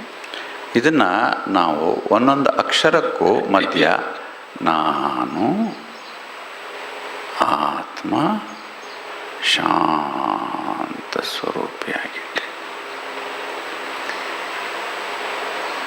ಬಾಬಾ ಅವರು ಹೇಳ್ತಾರೆ, ನೀವು ಕೊಡುವಂಥ ಸಂಕಲ್ಪಗಳನ್ನು ನೀವು ಎಕ್ಸ್ಪೀರಿಯನ್ಸ್ ಮಾಡಬೇಕು. ನಾನು ಆತ್ಮ ಶಾಂತ ಸ್ವರೂಪಿ ಅಂದರೆ ಆ ಶಾಂತಿಯನ್ನು ನಾನು ಒಳಗಡೆ ಅನುಭವ ಮಾಡಬೇಕು. ಆವಾಗ മനസ്സു ಒಂದೇ ಕಡೆ ನಿಲ್ತದೆ, ಏಕಾಗ್ರ ಆಗುತ್ತೆ. അതായത് നമ്മൾ എന്താണോ സങ്കല്പം എൻ്റെ മനസ്സിന് കൊടുക്കുന്നത്, ഇപ്പം ഞാൻ ആത്മശാന്ത സ്വരൂപ് അതാണ് കൊടുക്കുന്നത്. പക്ഷെ നമ്മൾ കൊടുക്കുന്ന സമയത്ത് മനസ്സിലേക്ക് എങ്ങനെയാണ് പോവുക? ഒരു ഗ്യാപ്പ് വരുന്നുണ്ട്. ഞാൻ ആത്മശാന്ത സ്വരൂപ്, അത്ര ഗ്യാപ്പ് ഇട്ടിട്ടാണ് നമ്മൾ സങ്കല്പങ്ങൾ എടുക്കുക. അപ്പോൾ ഇത് പറയും, നമ്മൾ സങ്കല്പം കൊടുക്കുക മാത്രമല്ല, ശാന്തസ്വരൂപി എന്ന് പറയുമ്പോൾ ആ ശാന്തിയുടെ അനുഭൂതി ഈ ഓരോ വാക്കുകളിലൂടെ, ഓരോ വേർഡ്സിലൂടെ ഞാനത് എൻ്റെ ഉള്ളിൽ അനുഭവം ചെയ്യണം. ಶಾಂತಿ ನಮಗೆ ಎಷ್ಟೊಂದು ಬರಬೇಕು ಅಂದರೆ, ನಮ್ಮ ಇಡೀ ಶರೀರದ ಒಂದೊಂದು ಅಂಗ ശാന്തമാಗ್ಬಿಡಬೇಕು. അഷ്ടൊന്ന് ശാന്തി ಬಂದ್ಬಿಡ್ಬೇಕು ಒಳಗಡೆ. അപ്പം അങ്ങനെ ആ സങ്കല്പം കൊടുക്കുമ്പോൾ ഞാൻ എന്നിൽ എത്രമാത്രം ശാന്തിയുടെ അനുഭവം ചെയ്യണം? എൻ്റെ ശരീരത്തിൻ്റെ ഓരോരോ അവയവങ്ങളിലും ആ ശാന്തി ഫീലാകണം. ബാബ ಹೇಳ್ತಾರೆ, സിമിര സിമിര സുഖപാവു. അതുകൊണ്ട് ബാബ പറയാറില്ലേ, സ്മരിച്ച് സ്മരിക്കുമ്പോൾ സുഖം അനുഭവം ചെയ്യുമെന്ന്. ಒಂದೊಂದು ಥಾಟ್ ನಮ್ಮದು ನಮಗೆ ಸುಖ ಕೊಡುತ್ತೆ. അതായത് നമ്മുടെ ഓരോരോ തോട്ട് അഥവാ സങ്കല്പങ്ങൾ നമുക്ക് സുഖം നൽകും. ಆದ್ದರಿಂದ ಸುಖ ಕೊಡುವಂಥ ಥಾಟ್ಸ್ನೇ ನಾವು ಮಾಡಬೇಕು ಮತ್ತು ನಿಧಾನವಾಗಿ ಮಾಡಬೇಕು. അതുകൊണ്ട് എനിക്ക് സുഖം നൽകുന്ന തോട്ട്സ് ആയിരിക്കണം ഞാൻ എൻ്റെ മനസ്സിന് കൊടുക്കേണ്ടത്. ಅದಕ್ಕೆ ಬಾಬಾರವರು ಇನ್ನೊಂದು ಸಲಹೆ ಕೊಟ್ಟಿದ್ದಾರೆ. ಯಾಕೆಂದರೆ ಮಕ್ಕಳು, ಬಾಬಾ ನಾವು ಯೋಗಕ್ಕೆ ಕೂತ್ಕೊಂಡಿದ್ದೀವಿ, ಮುರಳಿ ಕೇಳ್ತಾ ಇದ್ದೀವಿ, ಮನಸ್ಸು ಅಲ್ಲಿ ಇಲ್ಲಿ ಹೋಗ್ಬಿಡುತ್ತೆ, ನಿಲ್ತಾ ಇಲ್ಲ ಒಂದು ಕಡೆ, ಏನು ಮಾಡೋದು ಅಂತ ಬಾಬಾರವ್ರಿಗೆ ಮಕ್ಕಳು ಪ್ರಶ್ನೆ ಕೇಳ್ತಾರೆ. ബാബാരವರು ಅದಕ್ಕೆ ಒಂದು സൊല്യൂഷൻ ಕೊಡ್ತಾರೆ. അപ്പം ആ രീതിയിൽ നമ്മൾ തോട്ട്സ് നമ്മളിലേക്ക് എടുത്ത് അതിൻ്റെ ഓരോ അനുഭവം ചെയ്തുകൊണ്ടിരിക്കുമ്പോൾ മനസ്സവിടെ സ്ഥിരമായി നിൽക്കും, ഇല്ലെങ്കിൽ മനസ്സ് എവിടെയെങ്കിലും പോകും. അപ്പം അതുകൊണ്ട് ബാബ ഒരു സൊല്യൂഷൻ തരികയാണ്. അതായത് കുട്ടികൾ പലപ്പോഴും പറയാറില്ലേ, ബാബ ഞാൻ ഡെയിലി മുരളി കേൾക്കുന്നുണ്ട്, ഡെയിലി യോഗം ചെയ്യുന്നുണ്ട്, പക്ഷെ മനസ്സ് മാത്രം എവിടെയൊക്കെയോ ഇങ്ങനെ അലഞ്ഞുകൊണ്ടിരിക്കുന്നുണ്ട്. അതിനുവേണ്ടി ബാബ എന്ത് സൊല്യൂഷനാണ് പറയാറുള്ളത്? സൊല്യൂഷൻ കൊടുത്താ ഇರೋರು ಯಾರು? ജ്ഞാനസാഗര. അപ്പം നമുക്കതിന് പരിഹാരം പറഞ്ഞിരുന്നവനാരാ? ಜ್ಞಾನಸಾಗರನಾയ ബാബ. ಬಾಬಾರವ್ರು ಹೇಳಿದ್ದಾರೆ ಅಂದರೆ, ತ್ರಿಕಾಲದರ್ಶಿ ಸ್ಥಿತಿಯಲ್ಲಿ ಯಾರಾದರೂ ಕೂತ್ಕೊಂಡ್ಬಿಟ್ರೆ അവർക്ക് മായയെ ബറോക്കെ ചാൻസേ ഇല്ല ಅಂತ ಹೇಳಿದರು ബാബാരವರು. അപ്പോൾ ബാബ പറയാറുണ്ട്, ത്രികാലദർശി സ്ഥിതിയിലിരിക്കുന്നവർക്ക് ഒരിക്കലും മായ വരാൻ ചാൻസസ് ഇല്ല. ಯಾಕೆ ಅಂದರೆ, ತ್ರಿಕಾಲದರ್ಶಿ ಸ್ಥಿತಿ ಅಂದರೆ ಏನು ಅಂದರೆ, ನಾವು ಮಾಡುವ ಒಂದೊಂದು ಸಂಕಲ್ಪ, ನಾವು ಮಾಡುವ ಒಂದೊಂದು ಮಾತು ಮತ್ತು ಕರ್ಮ, ಇದರ ಪರಿಣಾಮವನ್ನು ತಿಳಿದು ನಂತರ ಅದನ್ನು ಮಾಡಬೇಕು. ಉದಾಹರಣೆಗೆ ಒಂದು ಸಂಕಲ್ಪ ನಾನು ಮಾಡ್ತೀನಿ ಅಂದರೆ, ಈ ಸಂಕಲ್ಪ ಮಾಡೋದ್ರಿಂದ ಏನು ಪರಿಣಾಮ ಅಂತ ತಿಳಿದು ಮಾಡಬೇಕು. ಏನು ಮಾತಾಡ್ತೀನಲ್ಲ, ಆ ಮಾತಿನ ಪರಿಣಾಮ ಏನು ಅಂತ ತಿಳಿದು ಮಾತಾಡಬೇಕು. ಏನು ಕರ್ಮ ಮಾಡ್ತೀನಲ್ಲ, ಆ ಕರ್ಮದ ಪರಿಣಾಮ ಏನಾಗ್ಬೋದು ನನಗೆ ಬೇರೆಯವ್ರಿಗೆ ಅಂತ ತಿಳಿದು ಕರ್ಮ ಮಾಡಬೇಕು. ಅದು ತ್ರಿಕಾಲದರ್ಶಿ ಸ್ಥಿತಿ. അപ്പോൾ ബാബ പറയാറുണ്ട് ത്രികാലദർശി സ്ഥിതിയിലിരിക്കണം. അപ്പോൾ ത്രികാലദർശി സ്റ്റേജ് എന്ന് പറഞ്ഞാൽ എന്താണ്? ഞാൻ ചെയ്യുന്ന ഓരോ സങ്കല്പം അഥവാ ഓരോ വാക്ക്, ഓരോ കർമ്മം, ഒരു സങ്കല്പിച്ചാൽ അതിൻ്റെ പരിണാമം എന്താകും, അതിൻ്റെ റിസൾട്ട് എന്തായിരിക്കും എന്നുള്ളത് ബോധ്യപ്പെടുത്തിക്കൊണ്ട് ഞാൻ അതിനെ സങ്കല്പിക്കാം. അതുപോലെ ഇന്ന വാക്ക് ഞാൻ പറയുകയാണെങ്കിൽ അതിൽ നിന്ന് തിരിച്ചെനിക്ക് എന്താ എൻ്റെ റിസൾട്ട് ഉണ്ടാവുക അത് മനസ്സിലാക്കും. അതുപോലെ കർമ്മം, ഇന്ന കർമ്മം ഞാൻ ചെയ്തു പോയാൽ അതിൻ്റെ റിസൾട്ട് എന്തായിരിക്കും എന്ന് എനിക്ക് ആ തിരിച്ചറിവ് ഉണ്ടാവും.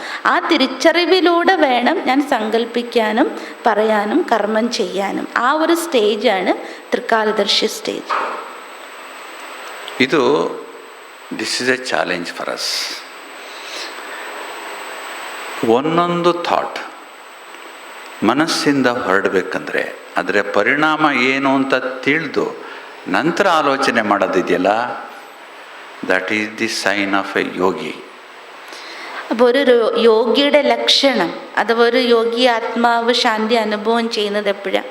അതായത് ഞാൻ ചെയ്യുന്ന ഓരോ സങ്കല്പം, ഞാൻ ഇന്ന് സങ്കല്പം ചെയ്താൽ ഇത് എന്ത് റിസൾട്ടാണ് എനിക്ക് ഉണ്ടാക്കുക, ആ തിരിച്ചറിവ് ഉണ്ടാക്കിയതിന് ശേഷം ഞാൻ ചെയ്യുന്ന സങ്കല്പത്തെക്കുറിച്ച് ചിന്തിക്കുക എന്നാണ്, അതിനെപ്പറ്റി ആലോചിക്കുക എന്നാണ്. ಈಗ ಮಾಡಿದಾಗ ಏನಾಗುತ್ತೆ, number of thoughts will become almost 0 or 1 or 2 per minute. അപ്പം അങ്ങനെ നമ്മൾ ശ്രദ്ധിക്കുകയാണെങ്കിൽ നമ്മുടെ ചിന്തകളുടെ എണ്ണം കുറയും. അതായത് ഒരു മിനിറ്റിന് 1-2 സങ്കല്പങ്ങൾ മാത്രമേ എനിക്ക് ചെയ്യാൻ പറ്റൂ. ആವಾಗ ಮಾಯೆ ಬರಲ್ಲ ಒಳಗಡೆಗೆ. അങ്ങനെയാകുമ്പോൾ മറ്റൊരു രീതിയിൽ മായ എന്നിലേക്ക് ಪ್ರವೇಶಿಕ್ಕಿಲ್ಲ. ಮಾಯೆ ಬರ್ದಿದ್ರೆ ಏನಾಗುತ್ತೆ ಅಂದರೆ ಬಹಳ ಸಂತೋಷ ಆನಂದ ಆಗುತ್ತೆ. ಯಾವುದನ್ನು ಬಾಬರವರು ಅತೀಂದ್ರಿಯ ಸುಖ ಅಂತ ಹೇಳ್ತಾರಲ್ಲ, ಬ್ರಾಹ್ಮಣರ ರೈಟ್, ಹಕ್ಕು ಅತೀಂದ್ರಿಯ ಸುಖದ್ದು. ಅತೀಂದ್ರಿಯ ಸುಖ ಅನುಭವ ಆಗಬೇಕಂದ್ರೆ ಮಕ್ಕಳೇ ನೀವು ತ್ರಿಕಾಲದರ್ಶಿ ಸ್ಥಿತಿಯನ್ನು ಅಭ್ಯಾಸ ಮಾಡಬೇಕು ಅಂತ ಹೇಳಿದ್ದಾರೆ. അപ്പോൾ യാതൊരു തരത്തിലുള്ള പരീക്ഷണങ്ങളോ മായയോ നമ്മളുടെ അരികിലേക്ക് വരാതിരിക്കുമ്പോൾ, അതായത് മനസ്സിൽ സങ്കല്പങ്ങൾ പോലും വരാതിരിക്കുമ്പോഴാണ് മനസ്സിൻ്റെ സ്റ്റേറ്റ് എങ്ങനെയുണ്ടാവുക, വളരെയധികം സന്തോഷം. അതായത് ബാബ പറയില്ല, ബ്രാഹ്മണ ജീവിതത്തിൻ്റെ അവകാശം എന്ന് പറയുന്നത് ഏതാ? അതീന്ദ്രിയ സുഖം. ആ ഒരു അനുഭൂതി നമുക്ക് ഉണ്ടാവുകയില്ല. അതിനാണ് ത്രികാലദർശി സ്റ്റേജ് നമുക്ക് ആവശ്യം. ಅದನ್ನು ನಾವು ಅಭ್ಯಾಸ ಮಾಡಬೇಕು. ಫಾರ್ ದ ನೆಕ್ಸ್ಟ್ 1.5 hours ಯೋಗದಲ್ಲಿ ತ್ರಿಕಾಲದರ್ಶಿ ಸ್ಥಿತಿಯಲ್ಲಿ ಕೂತ್ಕೊಂಡು ಪ್ರತಿಯೊಂದು ಸಂಕಲ್ಪವನ್ನು ನೋಡಿಕೊಂಡು we must slow down our thoughts. ಎಷ್ಟು ಸ್ಲೋ ಆಗಬೇಕಂದ್ರೆ ಒಂದೊಂದು ಥಾಟು ನನಗೆ ಅತೀಂದ್ರಿಯ ಸುಖ ಕೊಡಬೇಕು, ಅಷ್ಟು ಪವರ್ಫುಲ್ ಥಾಟ್ ಆಗಿಬಿಡಬೇಕು. So it is not just being knowledgeful but powerful. അതുകൊണ്ട് കേവലം നമ്മൾ നോളജ്ഫുൾ ആയാൽ മാത്രം പോരാ, ഞാൻ എന്നെ പവർഫുള്ളാക്കി മാറ്റണം. അപ്പോൾ സഹോദരൻ പറയാണ്, ഇനി 6 മുതൽ 8 മണി വരെ 1.5 മണിക്കൂർ നമ്മൾ മെഡിറ്റേഷനിൽ ഇരിക്കുമ്പോൾ നമ്മൾ ഇന്ന് ശ്രദ്ധിക്കേണ്ട, അനുഭവം ചെയ്യാൻ ഞാൻ ശ്രദ്ധിക്കേണ്ടത് എന്താണ്? നേരത്തെ പറഞ്ഞല്ലോ, മനസ്സിൻ്റെ സ്ഥിരത. അപ്പം അതിന് വേണ്ടിയിട്ട് ബ്രദർ പറഞ്ഞു തരാണ്, ത്രികാലദർശി സ്ഥിതിയിലിരിക്കാൻ ശ്രമിക്കുക. അതായത് ഓരോ സങ്കല്പങ്ങളും, കാരണം അവിടെ സംസാരം ഇല്ലല്ലോ, നമ്മൾ ചെയ്യുന്ന ഓരോ സങ്കല്പങ്ങളും എനിക്കതിൻ്റെ സുഖത്തിൻ്റെ അനുഭവത്തിലേക്ക് കൊണ്ടുപോകണം. അത്രയും അതീന്ദ്രിയ സുഖത്തിൻ്റെ അനുഭൂതി എനിക്ക് ഉണ്ടാക്കുന്ന ചിന്തകളായിരിക്കണം. ಇದಕ್ಕೆ ಏಕಾಂತ ಮತ್ತು ಅಂತರ್ಮುಖತೆ ಬೇಕು. അതിനാണ് ഏകാന്തതയും അന്തർമുഖതയും ആവശ്യം. ಸೊ ಇದು ಇವತ್ತು ಮಾಡಬೇಕಾಗಿರೋದು. ನಾಳೆದು ಡೆಡ್ ಸೈಲೆನ್ಸ್ ಮತ್ತು ಸ್ವೀಟ್ ಸೈಲೆನ್ಸ್.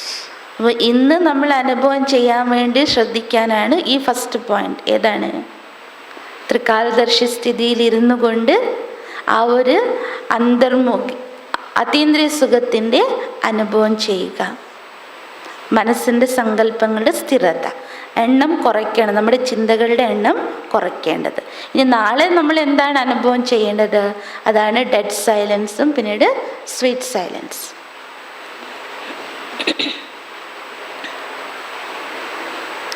ಡೆಡ್ ಸೈಲೆನ್ಸ್ ಅನುಭವ ಮಾಡಬೇಕಂದ್ರೆ ಮೊದಲು ആത്മിക സ്ഥിതിಯಲ್ಲಿ സ്ഥിതವಾಗಬೇಕು.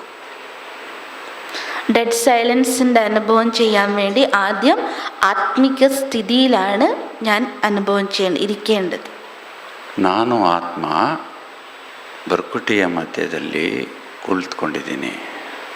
അതായത് ഞാൻ ആത്മാ ഭ്രൂമധ്യത്തിൽ വസിക്കുന്നു. ಈ ಕೊಠಡಿಯಲ್ಲಿ ಈ ಶರೀರ ಕೂತಿದೆ, ನನಗೆ ಅನುಭವ ಆಗ್ತಾ ಇದೆ കൊട്ടടിനെ ಬೇರೆ ഈ ശരീരനെ ಬೇರೆ ಅಂತ. അതായത് ഇപ്പോൾ നമ്മൾ ഇരിക്കുന്നത് ഈ ഹാളിലാണ്. അപ്പോൾ ഈ ഹാളിലിരിക്കുമ്പോൾ നമ്മൾക്ക് ഓരോരുത്തർക്കുള്ള അനുഭവം എന്താ?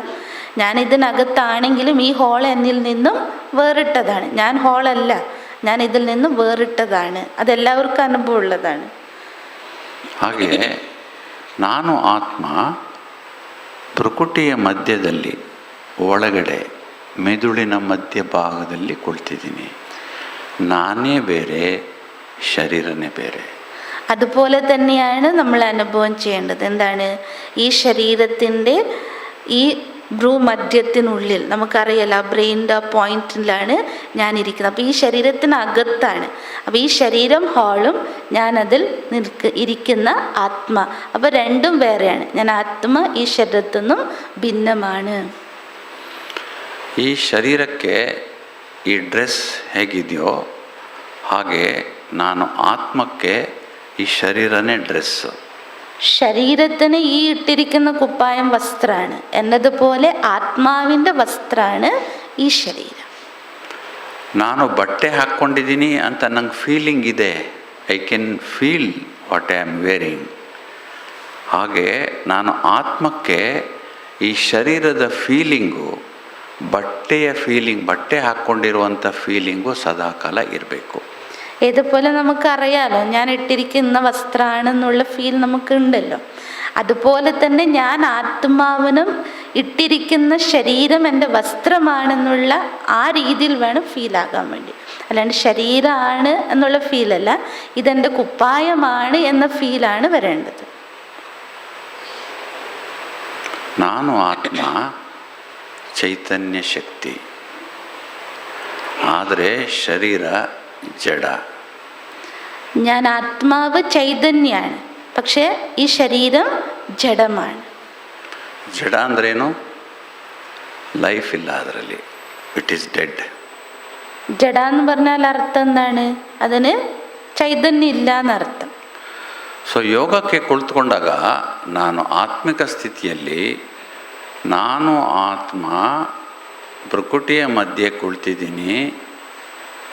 ഈ ശരീരದಿಂದ ನಾನು ഡിറ്റാച്ച് ಆಗಿದ್ದೀನಿ. അപ്പോൾ നമ്മൾ യോഗത്തിലിരിക്കുമ്പോൾ ഫസ്റ്റ് നമ്മൾ ആത്മീയ സ്ഥിതിയിൽ എങ്ങനെ ഇരിക്കേണ്ടത്? നേരത്തെ പറഞ്ഞാൽ ഈ ഹാളിനകത്ത് ഞാൻ ഇരിക്കുന്ന അനുഭവമായിരിക്കണം. ഈ ശരീരത്തിൻ്റെ ഭ്രൂമധ്യത്തിനുള്ളിൽ ഞാൻ ആത്മ ഇരിക്കുന്നു. ಶರೀರ ಸತ್ತೋಗಿದೆ, ನಾನು ಸತ್ತು ಹೋಗಿರುವ ಶರೀರ ಮಧ್ಯೆ ಕುಳಿತಿರುವ ಚೈತನ್ಯ ಆತ್ಮ. അതായത് ഈ ശരീരം മരണപ്പെട്ടിരിക്കുകയാണ്, അതായത് ജഡമായിരിക്കുകയാണ്. ഈ ജഡത്തിനകത്ത്, ഈ ശവത്തിനകത്താണ് ഞാൻ ചൈതന്യ ആത്മ ഇരിക്കുന്നത്. ഉച്ചയ്ക്ക് എല്ലാവരും മരിച്ചിരുന്നതല്ലേ. ಒಳಗಡೆ ನನಗೆ ಫೀಲಿಂಗ್ ಆಗಬೇಕು, ಡೆಡ್ ಸೈಲೆನ್ಸ್ ಇನ್ ಫೀಲಿಂಗ್. അപ്പം ഈ ജഡത്തിനകത്തിരിക്കുന്ന ചൈതന്യമാണ് ഞാൻ എന്നതിൽ എനിക്ക് അനുഭവപ്പെടേണ്ടത് എന്താണ്? ഡെഡ് സൈലൻസിൻ്റെ അനുഭവം.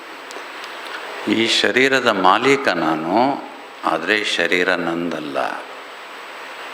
ഈ ശരീരത്തിൻ്റെ അധിപനാണ് ഞാൻ, അല്ലാതെ ഈ ശരീരം ഞാനല്ല. ಇದು ಬಾಬಾರವರು ನನಗೆ ಕೊಟ್ಟಿರುವಂಥ ಶರೀರ. ഇത് ബാബ എനിക്കായി നൽകിയ ശരീരമാണ്. ಇದು ಬಾಬಾರವರ ಸೇವೆಗೆ ವಿನಃ ಬೇರೆ ಯಾವುದಕ್ಕೂ ಶ್ರೀಮತಕ್ಕೆ ವಿರುದ್ಧವಾಗಿ ನಾನು ಈ ಶರೀರವನ್ನು ಉಪಯೋಗಿಸುವ ಹಾಗಿಲ್ಲ. അതുകൊണ്ട് തന്നെ ബാബയുടെ ശ്രീമതത്തിൻ്റെ ആധാരത്തിൽ ബാബയുടെ സേവനത്തിന് വേണ്ടി ഉപയോഗിക്കേണ്ട ശരീരമാണ്.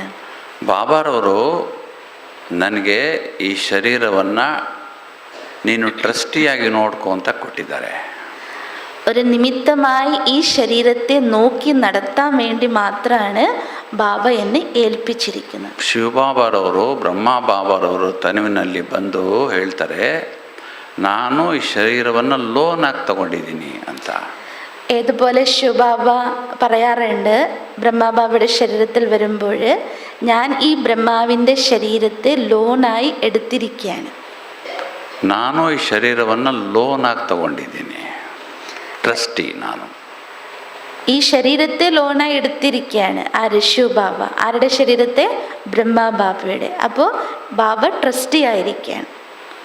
ಆ ಪ್ರಜ್ಞೆ, ಅವೇರ್ನೆಸ್ ನನ್ನಲ್ಲಿ ಇರಬೇಕು.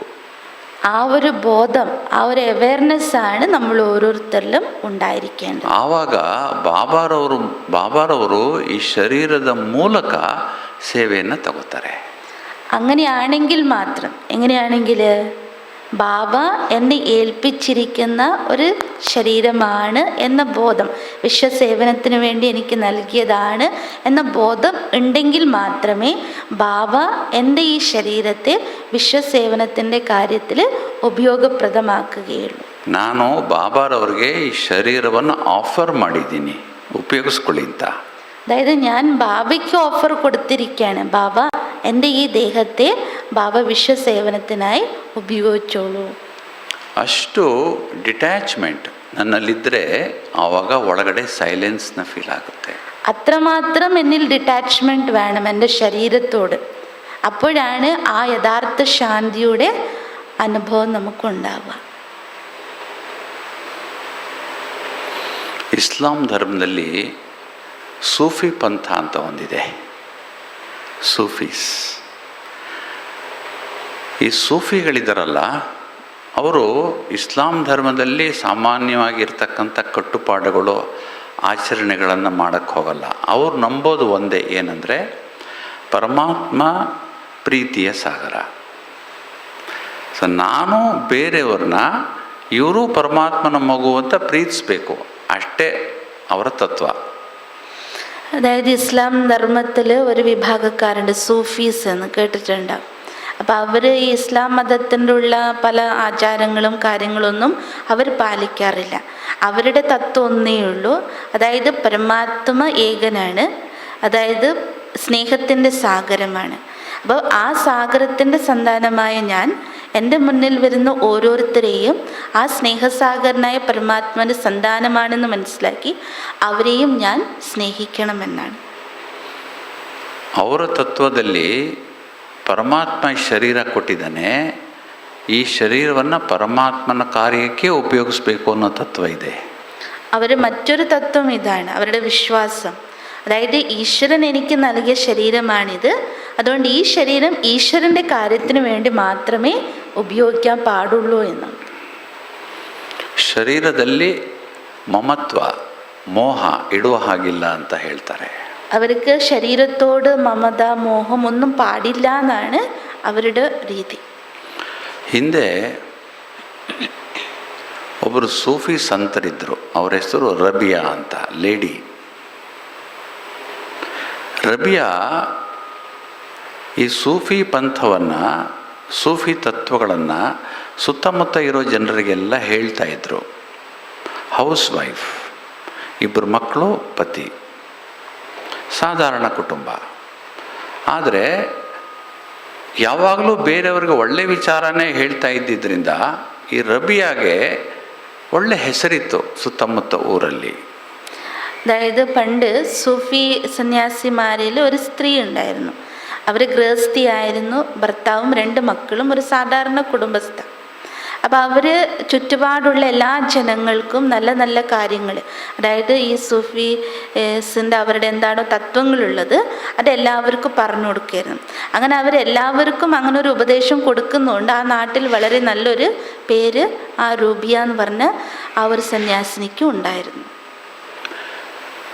ಈ ರಬಿಯಾಗೆ 2 ಮಕ್ಕಳಿದ್ದಾರೆ, 2 ಗಂಡು ಮಕ್ಕಳು. ಗಂಡು ಮಕ್ಕಳು ವಯಸ್ಸಿಗೆ ಬಂದಿದ್ದಾರೆ, 18 ವರ್ಷ 20 ವರ್ಷ 2 ಮಕ್ಕಳಿಗೆ. ಆ ಮಕ್ಕಳು ನೋಡೋಕ್ಕೆ ಎಷ್ಟು ಚೆನ್ನಾಗಿದ್ದಾರೆ ಅಂದರೆ ಆ ಮಕ್ಕಳನ್ನು ಇಡೀ ಊರಿನವರು ಪ್ರೀತಿಸ್ತಾ ಇದ್ರು.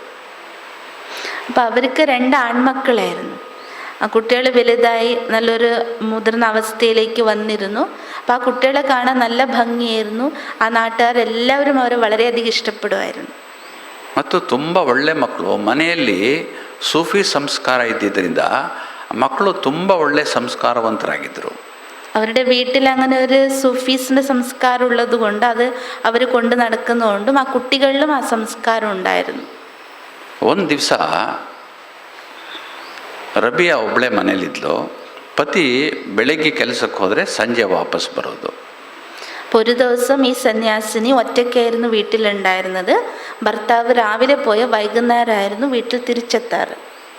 ಮಕ್ಕಳಿಬ್ಬರು ಕೂಡ ಹೊರಗಡೆ ಹೋಗಿದ್ರು. ಯಾತಕ್ಕೆ ಅಂದರೆ ಮನೆಯಲ್ಲಿ ಹಸುಗಳಿವೆ, ಹಸುಗಳಿಗೆ ಹುಲ್ಲು ತರಬೇಕು ಅಂತ ಇಬ್ಬರು ಮಕ್ಕಳನ್ನು ಕಳಿಸಿದ್ಲು ರಬಿಯಾ. അപ്പോൾ ഈ രണ്ട് ആൺകുട്ടികളും വീട്ടിൽ പശുക്കളുണ്ടായിരുന്നു. പശുക്കളിന് പുല്ല് കൊണ്ടുവരാൻ വേണ്ടി രണ്ട് കുട്ടികളും പുറത്തു പോയിരുന്നു. ಹೊರಗಡೆ ಹೋಗಿದ್ರು, ಹುಲ್ಲು ಕೊಯ್ಕೊಂಡು ಇಬ್ಬರು ಕಂತೆ ಮಾಡಿಕೊಂಡು ತಲೆ ಮೇಲೆ ಇಟ್ಕೊಂಡು ವಾಪಸ್ ಬರ್ತಾಯಿದ್ರು ಮನೆಗೆ. ഇപ്പോൾ പുല്ലരിയാൻ പോയ കുട്ടികൾ രണ്ടുപേരും ഓരോ കൊട്ട് പുല്ലരിഞ്ഞ് തലയിൽ ചുമന്ന് വീട്ടിലേക്ക് മടങ്ങുകയായിരുന്നു. ಇದ್ದಕ್ಕಿದ್ದಂಗೆ ಮಳೆ ಶುರುವಾಯಿತು. ഇപ്പോൾ വഴി മധ്യം മഴ പെയ്തു. ಬೇಸಿಗೆ ಮಳೆ, ಗುಡುಗು ಸಿಡ್ಲು ಬರ್ತಾ ಬರ್ತಾ ಬರ್ತಾ ಮಳೆ ವಿಪರೀತ ಆಗೋಯ್ತು. ഇപ്പോൾ വേനൽക്കാലത്തുള്ള മഴയായതുകൊണ്ട് ഇടിമിന്നലൊക്കെ ഉണ്ടായിരുന്നു, വലിയ മഴയുമായിരുന്നു. ಮಕ್ಕಳು ರಕ್ಷಣೆಗೋಸ್ಕರ ಒಂದು ದೊಡ್ಡ ಮರದ ಕೆಳಗಡೆ ನಿಂತ್ಕೊಂಡ್ರು. അപ്പം മഴയിൽ നിന്നും മാറി നിൽക്കാൻ വേണ്ടി വലിയൊരു മരത്തിൻ്റെ ചോട്ടിൽ കയറി. ಆಗ ಒಂದು ಸಿಡಿಲು ಹೊಡಿತು, ಆ ಇಡೀ ಮರ ಸುಟ್ಟೋಯ್ತು. അപ്പം അവർ രക്ഷയ്ക്ക് വേണ്ടിയിട്ടാണല്ലോ ആ മരത്തിൻ്റെ ചോട്ടിൽ നിന്നത്. അവിടെ നിൽക്കുമ്പോഴേക്കും വലിയൊരു മിന്നൽ വന്ന് ആ മിന്നലേറ്റ് ആ മരം മൊത്തം കത്തിപ്പോയി. ಇಬ್ಬರು ಮಕ್ಕಳು ಹೋಗ್ಬಿಟ್ರು. അതോടെ തന്നെ രണ്ട് മക്കളും മരണം സംഭവിച്ചു മിന്നലേറ്റ്. ಮಳೆ ನಿಲ್ತು, ಸುತ್ತಮುತ್ತವರೆಲ್ಲ ಬಂದರು, ನೋಡಿದ್ರು, ಇಬ್ಬರು ಬಿದ್ದೋಗ್ಬಿಟ್ಟಿದ್ದಾರೆ. അപ്പോൾ മഴ മാറിയപ്പോൾ ഇങ്ങനെ വലിയ മിന്നലാണല്ലോ വന്നത്. അപ്പോൾ ചുറ്റുപാടുള്ളവർ ശ്രദ്ധിച്ചപ്പോൾ കണ്ടത് ആ മരവും ഇല്ലാതായി, അതുപോലെ തന്നെ ആ കുട്ടികൾ അവിടെ മരിച്ചു കിടക്കുന്ന കണ്ടു. ಇಬ್ಬರು ಮಕ್ಕಳನ್ನು ಎತ್ಕೊಂಡು ರಬಿಯ ಮನೆಗೆ ಹೋದರು. ರಬಿಯ ಬಾಗಿಲು ತೆಗಿತಾಳೆ, ನೋಡ್ತಾಳೆ, ಹೋಗಿದ್ದವರು ವಾಪಸ್ ಬರ್ತಾರೆ ಮಕ್ಕಳು ಅಂದವರು ಹೆಣವಾಗಿ ಬಂದುಬಿಟ್ಟಿದ್ದಾರೆ ಇಬ್ಬರೂ. അപ്പോൾ നാട്ടുകാർ ആ കുട്ടികളുടെ ശവം എടുത്ത് നേരെ ഈ സന്യാസിയുടെ വീട്ടിലേക്ക് കൊണ്ടുവന്നു. വാതിൽ മുട്ടി വിളിച്ചപ്പോഴമ്മ തുറന്നു നോക്കി. കണ്ടതെന്തായിരുന്നു? പുല്ല് ചുമന്ന് വരുന്ന കുട്ടികളെ പ്രതീക്ഷിച്ചിരുന്ന അമ്മ കണ്ടത് കുട്ടികളുടെ ശവത്തെയായിരുന്നു. ರಬಿ ಅವ್ರನ್ನೆಲ್ಲ ಒಳಗೆ ಕಳಿದ್ಲು. ಒಳಗಡೆ ಒಂದು ರೂಮ್ ಇತ್ತು, ರೂಮಿನ ಬಾಗಿಲು ತೆಗೆದ್ಲು. ಬಾಗಿಲು ತೆಗೆದ್ಬಿಟ್ಟು ಇವರಿಬ್ಬರನ್ನು ಇಲ್ಲಿ ಮಲಗಿಸ್ಬಿಡಿ, ಬಾಗಿಲು ಹಾಕ್ಬಿಡಿ, ನೀವೆಲ್ಲ ಹೊರಟೋಗ್ಬಿಡಿ ಅಂತ ಹೇಳಿದ್ಲು. അപ്പോൾ കുട്ടികളെ കൊണ്ടുവന്നല്ലോ നാട്ടുകാർ. അപ്പോൾ അമ്മ ഒന്നും മിണ്ടാതെ വാതിൽ തുറന്നു കൊടുത്ത് അതിനകത്ത് വേറൊരു മുറി തുറന്നു കൊടുത്ത് അവിടെ ഈ നാട്ടുകാരോട് പറഞ്ഞു, ആ രണ്ട് കുട്ടികൾ അവിടെ കിടത്തിക്ക് പൂട്ടിയിട്ട് നിങ്ങൾ പോയിക്കോളൂ എന്ന് പറഞ്ഞു. ಈಗ ನನ್ನ ಗಂಡ ಬರೋ ಸಮಯ, ಅವನಿಗೆ ಅಡುಗೆ ಮಾಡಬೇಕು ನಾನು, ನೀವು ಯಾರು ದಯವಿಟ್ಟು ಇಲ್ಲಿರಬೇಡಿ, ಹೊರಟೋಗಿ ಅಂತ ಕಳಿಸ್ಬಿಟ್ಲು. ಅರ್ಥ ಆಗಿಲ್ಲ. ಪತಿ ಮನೆಗೆ ಬರೋ ಸಮಯ, ಅವನಿಗೆ ಅಡುಗೆ ಮಾಡಬೇಕು ನಾನು. അപ്പോൾ അങ്ങനെ വെക്കാൻ പറഞ്ഞല്ലോ, ആ കുട്ടികളുടെ ശവത്തെ ആ മുറിയിലിട്ട് പൂട്ടിക്കാൻ പറഞ്ഞു. അപ്പോൾ നാട്ടുകാരോട് പറഞ്ഞത്, എൻ്റെ ഹസ്ബൻഡ് ഇപ്പോൾ വരും ജോലി കഴിഞ്ഞ്, അയാൾക്ക് ആഹാരം ഉണ്ടാക്കണം, അതുകൊണ്ട് നിങ്ങൾ എല്ലാവരും തിരിച്ചു പോയിക്കോളൂ എന്ന് പറഞ്ഞു. ಎಲ್ಲ ಹೊರಟೋದ್ರು. അപ്പോൾ നാട്ടുകാരെല്ലാം മടങ്ങിപ്പോയി. ಮುಂದ್ಗಡೆ ಬಾಗಿಲು ಹಾಕ್ಕೊಂಡ್ಲು, ಸೀದಾ ಅಡುಗೆ ಮನೆಗೆ ಹೋದ್ಲು. ಅಡುಗೆ ಮನೆಗೆ ಹೋಗಿ ಗಂಡನಿಗೆ ಅಡುಗೆ ಮಾಡಿದ್ಲು. ಸಂಜೆ ಆಯಿತು, ಪತಿ ಬಂದರು. ಪತಿ ಬಂದಮೇಲೆ ಅಡುಗೆ ಮನೆ ಕರೆದು ಕೂರಿಸಿದ್ಲು, ಊಟ ಬಡಿಸಿದ್ಲು. ಊಟ ആയിത്തു. അപ്പോൾ ഇവർ നാട്ടുകാരെല്ലാം പിരിഞ്ഞു പോയപ്പോൾ വേഗം വാതിൽ ചാർത്തിയിട്ട് ആൾ വേഗം അടുക്കളയിൽ പോയി ഭക്ഷണങ്ങളൊക്കെ തയ്യാറാക്കി. അപ്പോഴേക്കും ഭർത്താവ് വീട്ടിൽ കയറി വന്നു. എന്നിട്ട് ഭർത്താവിന് ഭക്ഷണമൊക്കെ വിളമ്പി കൊടുത്ത്. ಸೊ ಊಟ ಆದಮೇಲೆ ಮನೆ ಮುಂದೆ ಹೊರಗಡೆಯಲ್ಲಿ ಪತಿ ಕೂತಿದ್ದಾನೆ, ರಬಿಯಾ ಇಲ್ಲಿ ಕೂತಿದ್ದಾಳೆ. രണ്ടുപേരും ഭക്ഷണം കഴിച്ച് പുറത്തിങ്ങനെ ചേതിയിലിരിക്കുകയായിരുന്നു. ಅವನಿಗೆ ಎಲೆ ಅಡಿಕೆ ಮಡಿಸ್ಕೊಡ್ತಾ ಇಲ್ಲ, ಅವನು ಎಲೆ ಅಡಿಕೆ ಹಾಕ್ಕೊಂಡು ತಿಂತಾ ಇದ್ದಾನೆ. അപ്പം ഭർത്താവ് ഭക്ഷണമൊക്കെ കഴിഞ്ഞതല്ലേ, പണ്ട് അങ്ങനെയല്ലേ, എന്താണ് ഈ വെറ്റലടക്കം മുറുക്കുക എന്നുള്ളത്. ആൾക്ക് വെറ്റലടക്കം കൊടുത്ത് ആൾ മുറുക്കിക്കൊണ്ടിരുന്നു. ರಬಿಯಾ ಹೇಳಿದ್ಲು, ನಿಮಗೆ ಒಂದು ಮಾತು ಹೇಳಬೇಕು, ನಾನು ಹೇಳಲ್ಲ ಅಂತ ಕೇಳಿದ್ಲು. അപ്പോൾ പതുക്കെ റബിയ ചോദിച്ചു, എനിക്കൊരു കാര്യം പറയാനുണ്ട്, ഞാനിപ്പോൾ പറഞ്ഞോട്ടെ എന്ന് ചോദിച്ചു. ಇವಳು ಹೇಳಿದ್ಲು, ಬಹಳ ವರ್ಷಗಳ ಹಿಂದೆ ಪಕ್ಕದೂರಿನ ಒಬ್ಬ ಯಾತ್ರಿಕ ಬಂದಿದ್ದ. ಅವನು ಯಾತ್ರೆ ಹೋಗಬೇಕು ಭಾಳ ದೂರಕ್ಕೆ ಅಂತ ಹೊರಟಿದ್ದ. ನಾನು ಭಾಳ ದೂರ ಹೋಗಿ ವಾಪಸ್ ಬರೋದು ಎಷ್ಟು ದಿವಸ ಆಗುತ್ತೋ ಎಷ್ಟು ವರ್ಷ ಆಗುತ್ತೋ ಗೊತ್ತಿಲ್ಲ. ನನ್ನ ಹತ್ತಿರ ಒಂದು ಆಭರಣಗಳ ಡಬ್ಬಿ ಇದೆ, ನಿನ್ನ ಹತ್ರ ಕೊಟ್ಟಿರ್ತೀನಿ, ನೀನು ಇದನ್ನು ಇಟ್ಕೊಂಡಿರೋ, ನಾನು ವಾಪಸ್ ಬಂದರೆ ನಾನು ಇಸ್ಕೋತೀನಿ ಅಂತ ಹೇಳಿಬಿಟ್ಟು ಆ ಆಭರಣಗಳ ಡಬ್ಬಿನ ರಬಿಯ ಕೊಟ್ಬಿಟ್ಟು ಹೊರಟೋಗಿದ್ದ. ಅದನ್ನು ನಾನು ನಿಮ್ಗೆ ಹೇಳೋದೇ മറന്നുಬಿಟ್ಟಿದ್ದೆ ಎಂದು. അപ്പോൾ എന്ത് കാര്യമാണ് പറയാൻ പോയത്? രബിയ പറഞ്ഞു, പണ്ടൊരിക്കൽ ഈ വഴിയെ ഒരു യാത്രികൻ പോയിരുന്നു. അപ്പോൾ അയാൾ പറഞ്ഞു, ഞാനിങ്ങനൊരു ദൂരയാത്ര പോവുകയാണ്, പോയിട്ട് എപ്പോഴാണ് മടങ്ങി വരാമെന്നൊന്നും നിശ്ചയമില്ല, യാത്ര പോകുന്നതല്ലേ, പക്ഷെ എൻ്റെ കയ്യിലൊരു ആഭരണ ചെപ്പുണ്ട്, അത് ഞാൻ നിങ്ങളെ ഏൽപ്പിച്ചിട്ടാണ് പോവുക, മടങ്ങി വരുമ്പോൾ എനിക്ക് തന്നാൽ മതി, പക്ഷേ ഈ കാര്യം ഞാൻ നിങ്ങളോട് പറയാൻ വിട്ടുപോയി എന്ന് പറഞ്ഞു. ആരോട്? ഭർത്താവിനോട് പറഞ്ഞത്. ಅದರಲ್ಲಿ ನಾನೊಂದು ತಪ್ಪು ಮಾಡಿಬಿಟ್ಟೆ. ಏನಂದರೆ, ದಿವಸ ಡಬ್ಬಿ ತೆಗೆದು ನೋಡ್ತಾ ಇದ್ದೆ, ಒಳಗಡೆ 2 ಆಭರಣಗಳಿದ್ದು. ಎಷ್ಟು ದಿವಸ ಆದರೂ ಬರಲಿಲ್ವಲ್ಲ ಅವರು ಯಾತ್ರಿಕರು. ನಾನೇನು ಮಾಡಿದೆ, ನಾನು ಹಾಕ್ಕೊಂಡು ನೋಡೋದು, ಕನ್ನಡಿಲಿ ನೋಡ್ಕೊಳ್ಳೋದು, ಭಾಳ ಚೆನ್ನಾಗಿದೆಲ್ಲ ಅಂದ್ಕೊಳ್ಳೋದು, ಹಾಕ್ಕೊಂಡು ಅಭ್ಯಾಸ ಆಗಿ ನನಗೆ ಅದು ನನ್ನದೇ ಅಂತ അനിസ്ಬಿಟ್ಟಿತ್ತು. അപ്പോൾ രവിയ പറഞ്ഞു, അത് ഞാൻ സൂക്ഷിച്ചു, പക്ഷെ ഒരു തെറ്റ് എൻ്റെ ഭാഗത്തുനിന്നുണ്ടായി. അപ്പോൾ എന്തായിരുന്നു തെറ്റ്? ആ ആഭരണ ചെപ്പ് ഇയാൾ കുറേ വർഷം വന്നില്ലല്ലോ, അപ്പോൾ ഞാൻ ഇടയ്ക്കിടയ്ക്ക് ആഭരണ ചെപ്പ് തുറന്ന് നോക്കിയിരുന്നു. അതിൽ ചില ആഭരണങ്ങളുണ്ടായി, അതിടയ്ക്ക് ഞാൻ കാതിലും കഴുത്തിലൊക്കെ ഇട്ട് നോക്കുമായിരുന്നു. അത് നല്ല ഭംഗിയും തോന്നി. അവസാനം ഞാൻ ആ ആഭരണങ്ങളൊക്കെ എൻ്റേതാണെന്നുള്ള ഇതിലേക്ക് ഞാൻ മാറിയിരുന്നു. ಈಗ ನಾನು ಏನು ಮಾಡಲಿ? ಅವ್ರು ಇವತ್ತು ಬಂದುಬಿಟ್ಟಿದ್ರು, ಯಾರು ಯಾತ್ರೆ ಹೋಗಿದ್ರಲ್ಲ ಅವರು ಬಂದು ನನ್ನ ಆಭರಣ ಕೊಡು ಅಂತ ಕೇಳಿದ್ರು. ನಾನು ಹೇಳಿದೆ, ನನ್ನ ಪತಿ ಇಲ್ಲ, ಹೊರಗಡೆ ಹೋಗಿದ್ದಾನೆ, ಸಂಜೆ ಮೇಲೆ ಬರ್ತಾನೆ, ಅವನು ಬಂದ ಮೇಲೆ ನಾವಿಬ್ಬರು ಒಟ್ಟಿಗೆ ಕೊಡ್ತೀವಿ ಅಂತ ಹೇಳಿ ಕಳಿಸ್ಬಿಟ್ಟೆ.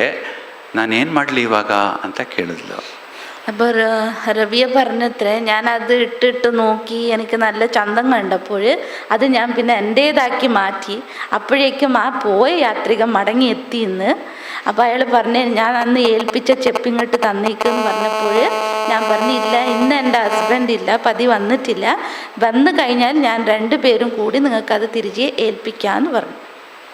ಪತಿ ಹೇಳಿದ್ರು, ಎಂಥ ತಪ್ಪು ಮಾಡಿಬಿಟ್ಟೆ ರಬಿಯಾ, ನೀನು ಇಂಥ ತಪ್ಪು ಮಾಡ್ಬೋದಾ? ಎಲ್ಲರಿಗೂ ನೀನು ಅಡ್ವೈಸ್ ಮಾಡೋಳು, ಒಳ್ಳೆ ಮಾತು ಹೇಳೋ, ಈಗ ಮಾಡಬಾರ್ದಿತ್ತು, ಕೊಟ್ಬಿಡ್ಬೇಕಾಗಿತ್ತು ತಕ್ಷಣ ನೀನು.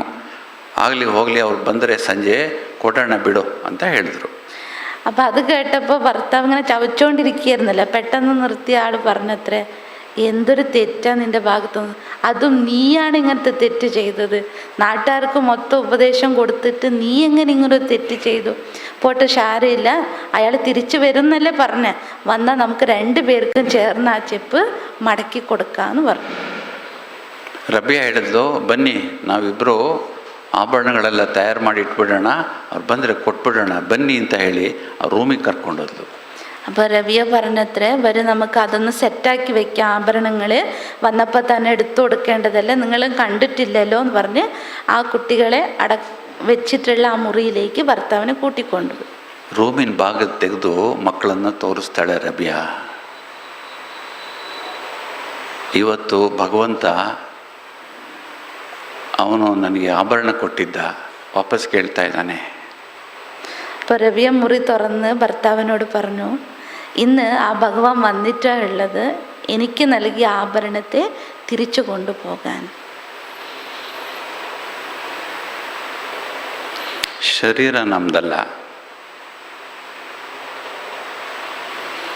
ಶರೀರನ ನಾವು ಶುಭ ಅವರಿಗೆ ಕೊಟ್ಬಿಟ್ಟಿದ್ದೀವಿ. Dead body is dead. ಒಳಗಡೆ ಇರೋ ಆತ್ಮ ಚೈತನ್ಯ ಇದೆಯಲ್ಲ, ಅದು ಒಳಗಡೆ ಇರುವಾಗ ಇದು ಸತ್ತೋಗಿದೆ ನಂದಲ್ಲ, ಸತ್ತೋಗಿದೆ ನಂದಲ್ಲ ಅಂತ ತಿಳ್ಕೊಂಡಾಗಲೇ ಡೆಡ್ ಸೈಲೆನ್ಸ್ ಆಗೋದು. അപ്പോൾ ഈ കഥയെല്ലാം ഇത് ഒറിജിനൽ സ്റ്റോറിയാണ്. അപ്പോൾ അവിടെ ബാബ പഠിപ്പിക്കുന്നത് എന്താ? അതുപോലെ ഇത് എൻ്റെ ശരീരമല്ല, ഈ ശരീരം ഡെഡാണ്. എപ്പോഴാണ് ആ തിരിച്ചറിവ്? ഇത് ബാബയ്ക്ക് കൊടുത്തു കഴിഞ്ഞ പിന്നെ ഡെഡായില്ല.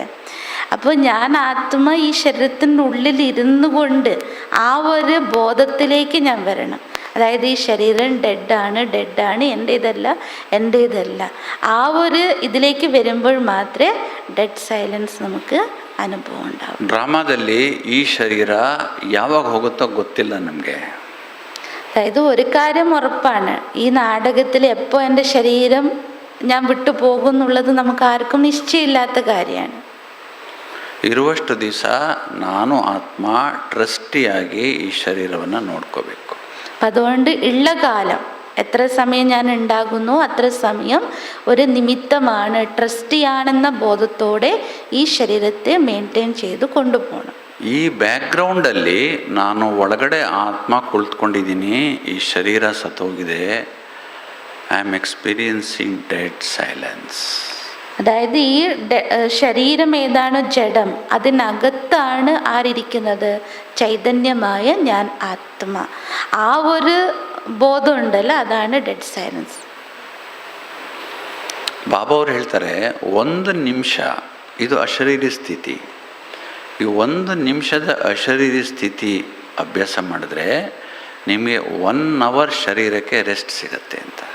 ഇപ്പോൾ ബാബ പറയാറുണ്ട്, 1 മിനിറ്റ് നിങ്ങൾ ഈ ഒരു അഭ്യാസം ചെയ്യുകയാണെങ്കിൽ, അശരീരി സ്ഥിതിയുടെ അഭ്യാസം, ഇതാണ് അശരീരി സ്ഥിതിയുടെ അഭ്യാസം.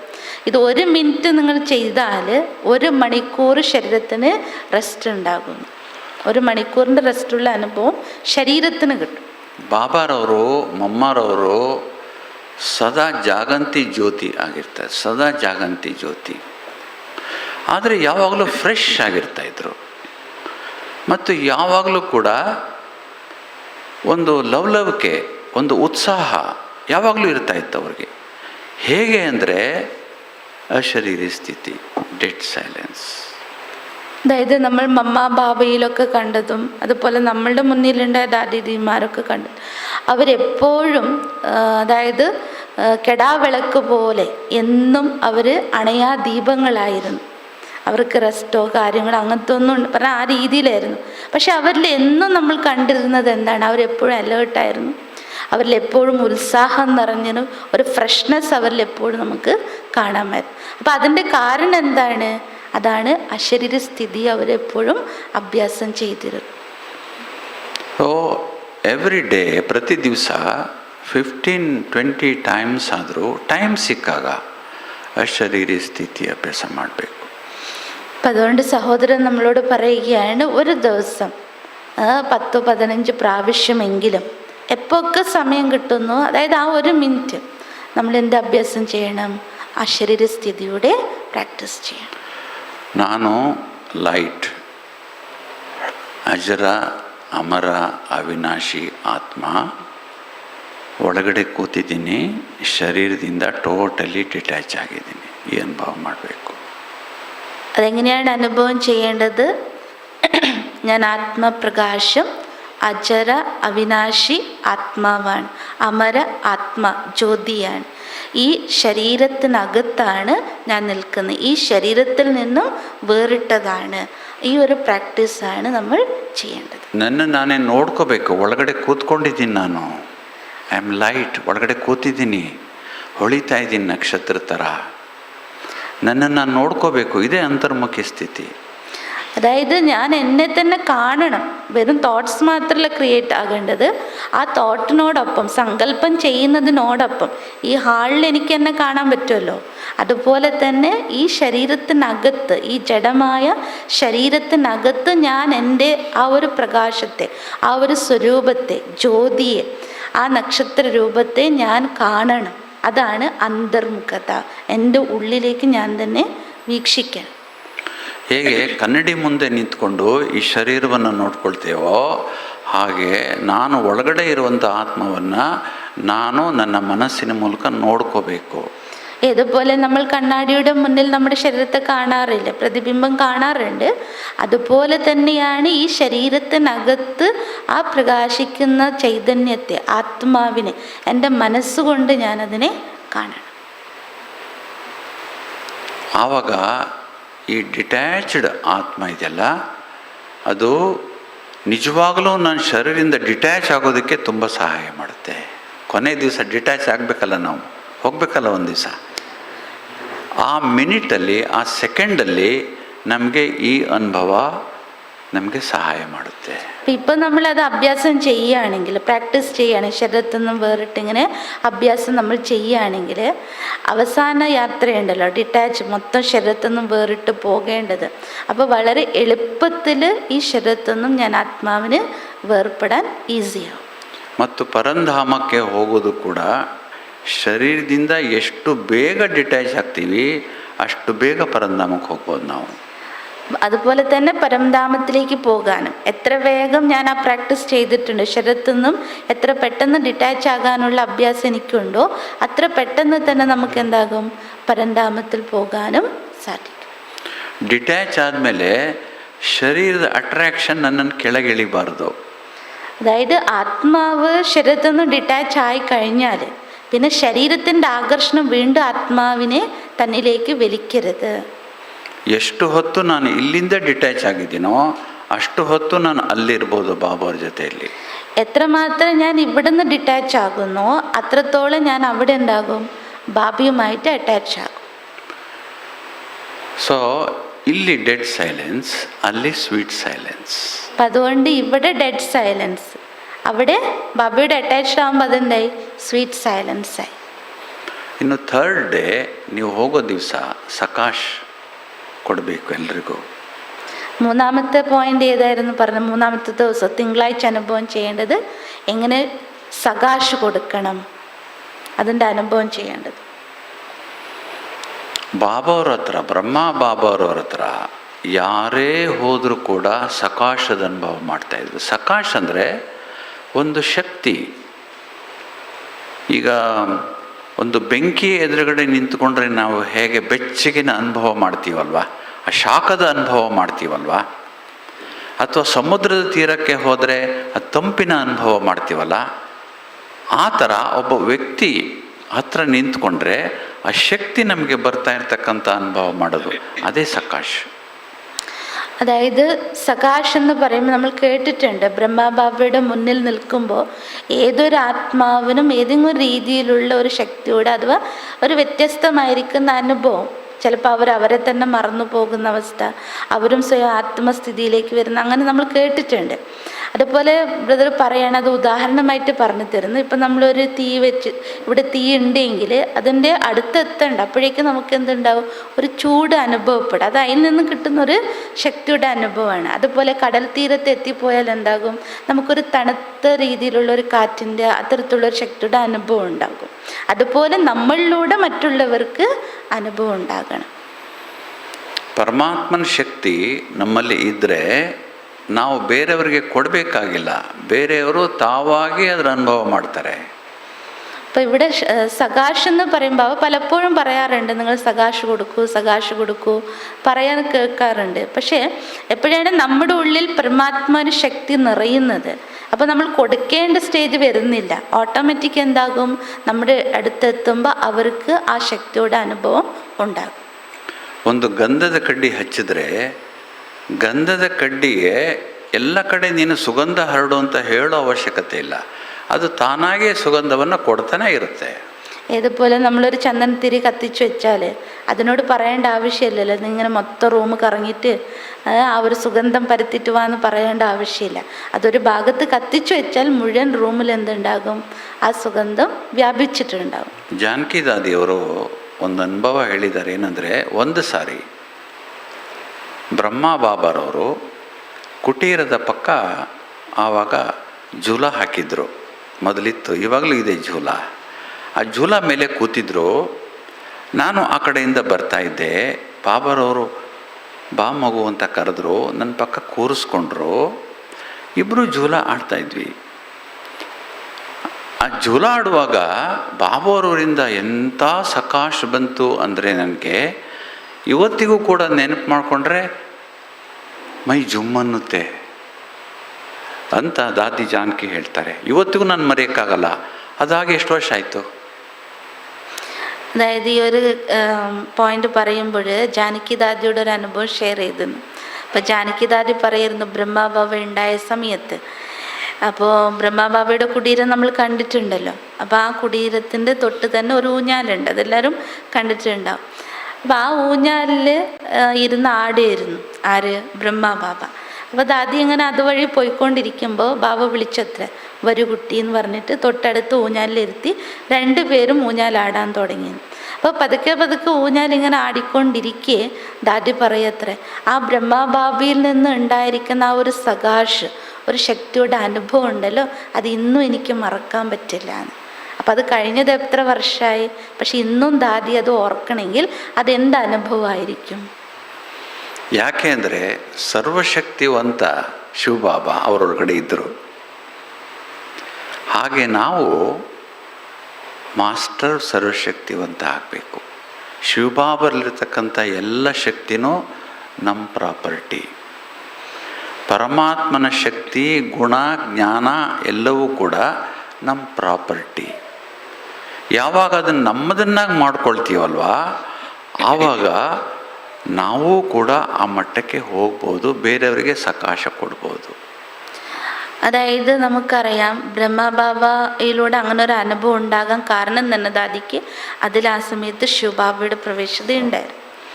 അപ്പോൾ ഇവിടെ ബാബ പറയുന്നത് എന്താ, നിങ്ങൾ കുട്ടികളും എൻ്റെ പോലെ തന്നെ സർവശക്തിവാനാകണം, അതായത് മാസ്റ്റർ സർവശക്തിവാനാകണം. അപ്പോൾ ശിവബാബയിൽ എന്തെല്ലാം ഗുണങ്ങൾ, ശക്തി, ജ്ഞാനമുണ്ടോ, ബാബയിൽ എന്തെല്ലാം ഉണ്ടോ അതെൻ്റെയും സമ്പത്താണ്. അപ്പോൾ അത് എന്നിൽ നിറയുമ്പോൾ എന്നിലൂടെ എന്താകും, മറ്റുള്ളവർക്ക് അതേ അനുഭവം ഉണ്ടാക്കാൻ സാധിക്കും. ಬಾಬಾರವರು ಹೇಳ್ತಾರೆ, ಮಾಸ್ಟರ್ ಸರ್ವಶಕ್ತಿವಂತ ಅನುಭವ ಮಾಡೋದು ಅಂದರೆ ಜೀವನದಲ್ಲಿ ಭಾಳ ವಿಶೇಷವಾದ ಶಕ್ತಿ ಅನುಭವ ಮಾಡೋದು. ಆ ಅನುಭವನ ನೀವು ಬೆಳಿಗ್ಗೆ ಅಮೃತ ವೇಳೆಯಲ್ಲಿ ಮಾಡಬೇಕು. ಯಾಕೆ ಅಂದರೆ ಆವಾಗ ಬಾಬಾ ದಾತ, ವಿಧಾತ, ವರದಾತ ಆಗಿ ನಮಗೋಸ್ಕರ ಟೈಮ್ ಕೊಟ್ಟಿರ್ತಾರೆ. ಎಲ್ಲ ಶಕ್ತಿಗಳ ಖಜಾನೆಗಳು ಓಪನ್ ಆಗಿರುತ್ತೆ. ಆವಾಗ ನೀವೆಷ್ಟು ಬೇಕಾದ್ರೂ ಶಕ್ತಿಗಳನ್ನು ತಗೊಳ್ಬೋದು ಅಂತ ಬಾಬಾ ಹೇಳ್ತಾರೆ. ഇപ്പം ബാബ പറയാറുണ്ട്, നമ്മൾ ഓരോരുത്തരും അത്തരത്തിൽ മാസ്റ്റർ സർവശക്തിവാന്മാരാകണം. ബാബയിലുള്ള എല്ലാ ശക്തികളും ഗുണങ്ങളും നമ്മളുടെ ഉള്ളിൽ നിറയ്ക്കണം. അതൊരു വലിയൊരു വിശേഷമായ ഒരു ശക്തിയുടെ അനുഭവം തന്നെയാണ്. പക്ഷേ അതിനൊരു സമയം ബാബ പറഞ്ഞിട്ടുണ്ട്, അതാണ് അമൃത് വേളയുടെ സമയം. അപ്പം അമൃത് വേളയുടെ സമയം നിങ്ങൾ എന്തുകൊണ്ട് ചെയ്യണം? കാരണം ആ വേളയിൽ, ആ ഒരു സമയത്താണ് ബാബ ദാതാവും വിധാതാവും വരദാത സ്വരൂപത്തിൽ തൻ്റെ സർവ ഖജനാവുകളെയും തുറന്നു വെച്ചിട്ടുണ്ട് മക്കൾക്കായിട്ട്. അപ്പോൾ എത്രത്തോളം മക്കൾക്ക് എടുക്കാൻ, ശേഖരിക്കാൻ ആഗ്രഹിക്കുന്നു അത്രയും അതിൽ നിന്നും വാരിക്കോരി എടുക്കാൻ കഴിയും. സ്വയം അത്രയും പവർഫുള്ളായി മാറാനും സാധിക്കും. ಆದ್ದರಿಂದ ಥರ್ಡ್ ಡೇ സകാശ് കൊടുಬೇಕು. ಯಾರಿಗೆ സകാശ് കൊടുത്തു? അതുകൊണ്ട് മൂന്നാമത്തെ ദിവസം നമ്മൾ എന്താണ് അനുഭവം ചെയ്യേണ്ടത്? 2 ദിവസം നേടിയ അനുഭവങ്ങൾ, ശക്തികൾ മൂന്നാമത്തെ ദിവസം സകാശ് നമ്മൾ കൊടുക്കണം. എങ്ങനെയാ കൊടുക്കുക? ആർക്കാ കൊടുക്കുക? ಪ್ರಪಂಚದಲ್ಲಿ ತುಂಬ ದುಃಖ ಇದೆ, ತುಂಬ ಅಶಾಂತಿ ಇದೆ, ತುಂಬ ರೋಗಗಳಿವೆ. ಯಾರ್ಯಾರು ಇದನ್ನೆಲ್ಲ ಅನುಭವಿಸ್ತಾ ಇದ್ದಾರಲ್ಲ, ಅವರವರ ಲೆಕ್ಕಾಚಾರದ ಅನುಸಾರ ನೋವು ಅನುಭವಿಸ್ತಾ ಇದ್ದಾರಲ್ಲ, ಅವ್ರಿಗೆ ನಾವು സകാശ് ಕೊಡ್ಬೋದು. അപ്പം ആർക്കാണ് നമ്മൾ കൊടുക്കേണ്ടത്? നിറച്ചു, അത് സ്റ്റോക്ക് ചെയ്യാനല്ലല്ലോ, അത് കൊടുക്കാനാണ്. അപ്പം ആർക്കാണ് കൊടുക്കേണ്ടത്? ഇന്ന് നമ്മൾ ലോകത്തെ നോക്കുകയാണെങ്കിൽ പല രീതിയിലുള്ള വിഷമതകൾ, ദുഃഖത്തിൽ, അതുപോലെ രോഗപീഡിതരായിരിക്കുന്ന പല പ്രശ്നങ്ങളിൽ അകപ്പെട്ട് ദുഃഖിതരായ ആത്മാക്കൾക്കാണ് നാം സകാശ് നൽകേണ്ടത്. ബാബ ಅವರು ಹೇಳ್ತಾರೆ, this is the best service that you can offer. Baba പറയാറുണ്ട്, ഇതാണ് ഏറ്റവും ശ്രേഷ്ഠമായിരിക്കുന്ന സേവനം. ಮತ್ತು ಇದು ಕೊನೆ ಸರ್ವೀಸು. ಯಾವಾಗ ವಾಚಾ ಸರ್ವೀಸ್ ಇಲ್ಲ, ಎಲ್ಲೂ ಹೋಗೋಕ್ಕಾಗಲ್ಲ, ಆವಾಗ ನೀವು ಕೂತ್ ಕಡೆ ಬಾಬಾವರಿಂದ ಶಕ್ತಿ ತಗೊಳ್ಳೋದು, സകാശ് ಕೊಡೋದು അಷ್ಟೇ. അപ്പോൾ ബാബ എന്തുകൊണ്ടത് ഒന്ന് ശ്രേഷ്ഠമായ സർവീസാണ്, സേവനമാണ്. രണ്ടാമത്തത് ലാസ്റ്റ് സേവനാണ്. എപ്പോഴാണോ വാച സേവ നിലയ്ക്കുന്നത്, പുറത്തേക്ക് നമുക്ക് പോകാൻ പറ്റില്ല, ആരുമായിട്ട് കമ്മ്യൂണിക്കേറ്റ് ചെയ്യാൻ പറ്റാത്തൊരു സ്റ്റേജ് ഇപ്പോൾ വന്ന് നിൽക്കുന്ന പോലെ ഇനി മുന്നോട്ടും അതായിരിക്കും. അപ്പോൾ നമുക്ക് കൊടുക്കാൻ പറ്റുന്ന ബെസ്റ്റ് സേവ എന്താണ്? ബാബയിൽ നിന്നും ശക്തികൾ നിറയ്ക്കുക, മറ്റുള്ളവർക്ക് സകാശ് കൊടുക്കുക. ಯಾವಾಗ ನೀವು ಈ ಲೆವೆಲ್ ತಲುಪ್ತೀರಿ, ಆವಾಗ ತುಂಬ ದೂರದಿಂದ ನಿಮ್ಮನ್ನು ಹುಡ್ಕೊಂಡು ಬರ್ತಾರೆ. ನೀವು ಅವರಿಗೆ സാക്ഷാത്കാര മൂർത്തി ಆಗ್ಬಿಡ್ತೀರಾ. എപ്പോഴാണോ നമ്മൾ ആ സ്റ്റേജിലേക്ക് ഉയരുന്നത്, അപ്പോൾ നിങ്ങൾ എവിടെയും പോകേണ്ട ആവശ്യം വരില്ല. നിങ്ങളെ തേടി അകലെ അകലെ നിന്നും നിങ്ങളുടെ അടുത്തേക്ക് ആത്മാക്കൾ എത്തും. ಸೊ ಡೇ ಆಫ್ಟರ್ ಟುಮಾರೋ, ನಾಡಿದ್ದು ಬೆಳಗಿನಿಂದ ಸಂಜೆವರೆಗೆ സാക്ഷാത്കാര മൂർത്തി ಆಗಬೇಕು ನಾವು. അപ്പോഴാണ് നിങ്ങൾ സാക്ഷാത്കാര മൂർത്തികളായിട്ട് മാറുക. അപ്പോൾ മറ്റന്നാൾ നമ്മൾ ആകേണ്ടത് എന്താണ്? ആ സാക്ഷാത്കാര മൂർത്തിയായി മാറിയിരിക്കും. ನಿಮಗೆ ಯಾವ ಮೌಲ್ಯ, ಶಾಂತಿನೋ, ಶಕ್ತಿನೋ, ಪ್ರೀತಿನೋ, ಸಂತೋಷನೋ ನಿಮಗೇನು ಕೊಡಬೇಕು ಅನಿಸುತ್ತೆ, ನಿಮ್ಮ ದೇಹದ ಒಂದೊಂದು ಅಂಗಗಳಿಂದ, ನಿಮ್ಮ ಕಣ್ಣುಗಳಿಂದ, ನಿಮ್ಮ ಮುಖದಿಂದ, ನಿಮ್ಮ ಕೈಗಳಿಂದ ಆ ಶಕ್ತಿ ಹೋಗ್ತಾ ಇರಬೇಕು ಎಲ್ಲ ಕಡೆ. ಇಲ್ಲಿ ಎಲ್ಲಿ ಓಡಾಡ್ತಿರಲ್ಲ ಎಲ್ಲ കಡೆ അതേ ഹരടിരಬೇಕು, ഗന്ധದ കഡ്ಡಿ ಹಚ್ಚಿಟ್ಟಂಗೆ. അതുകൊണ്ട് സഹോദരൻ പറയാണ്, നേരത്തെ പറഞ്ഞതുപോലെ ചന്ദനത്തിരി കത്തിച്ചു വെച്ചാൽ എന്തായിരിക്കും? അതുപോലെ മറ്റന്നാൾ നമ്മൾ ചെയ്യേണ്ട അനുഭവം ഇതാണ്.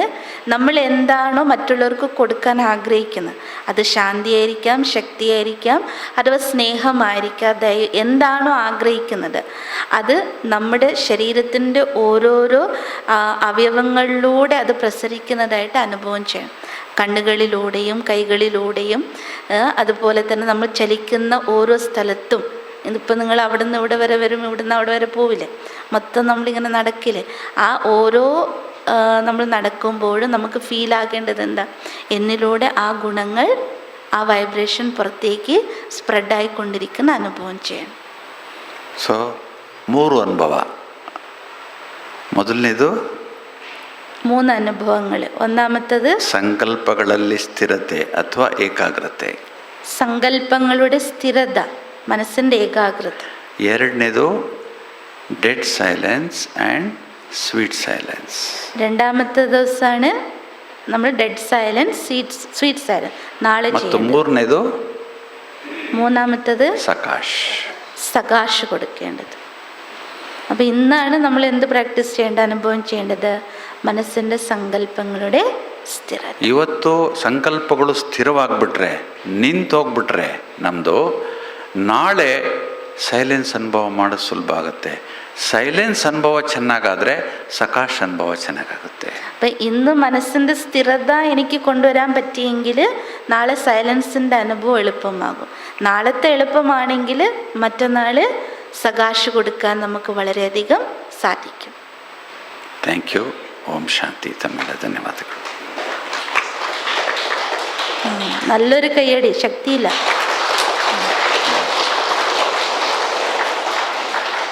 ಈಗ 2 minutes അശരീരി സ്ഥിതി അഭ്യാസ ಮಾಡೋಣ. ഓക്കെ. ബായിജി നമുക്ക് വളരെ നല്ല രീതിയിൽ തന്നെ ഭട്ടിയിൽ 3 ദിവസം 3 അനുഭവങ്ങൾ എങ്ങനെയാണ് ചെയ്യേണ്ടത് എന്ന വിധിപൂർവ്വം നമുക്ക് പറഞ്ഞു തന്നു. അതുകൊണ്ട് ഭായിജി ആപ്കോ ബഹുത് ബഹുത് ദിൽ സേ ധന്യവാദ്. ഇപ്പോൾ 2 മിനിറ്റ് നമുക്ക് എല്ലാവർക്കും ആ അശരീര സ്ഥിതിയോടെ അഭ്യാസ അനുഭവം ചെയ്യാം. ಓಂ ಶಾಂತಿ. ನಾವೆಲ್ಲರೂ ಅಂತರ್ಮುಖಿ ಆಗೋಣ. ಒಳಗಡೆ ಆತ್ಮ ಸ್ಟಾರ್ ಹೊಳಿತಾ ಇದೆ, ಅದನ್ನು ನೋಡಿಕೊಂಡು 2 minutes. ಬಾಡಿ ಈಸ್ ಡೆಡ್, ನಾನು ಆತ್ಮ ಚೈತನ್ಯ ಆಗಿದ್ದೀನಿ, ಯಾವ ಸೌಂಡು ಕೇಳ್ತಾ ಇಲ್ಲ ನನಗೆ. I am only experiencing dead silence. 2 minutes. അതായത് 2 മിനിറ്റ് ഈ അനുഭവമാണ് ചെയ്യേണ്ടത്. അതായത് ഈ ശരീരം ശവമാണ്. ഈ ശവത്തിനകത്ത് ചൈതന്യ സ്വരൂപമായ പ്രകാശജ്യോതി ആത്മ തിളങ്ങിക്കൊണ്ടിരിക്കുന്നതായി ഞാൻ എന്നെ തന്നെയാണ് കാണേണ്ടത്. എനിക്ക് ചുറ്റുപാടുള്ള ഒരു ശബ്ദങ്ങളോ ഒരു അനക്കമോ എനിക്ക് കേൾക്കാനോ അനുഭവിക്കാനോ പറ്റുന്നില്ല. കാരണം ഇത് ഡെഡാണ്. അത്രയും സൈലൻസിൻ്റെ അനുഭവം ചെയ്യും.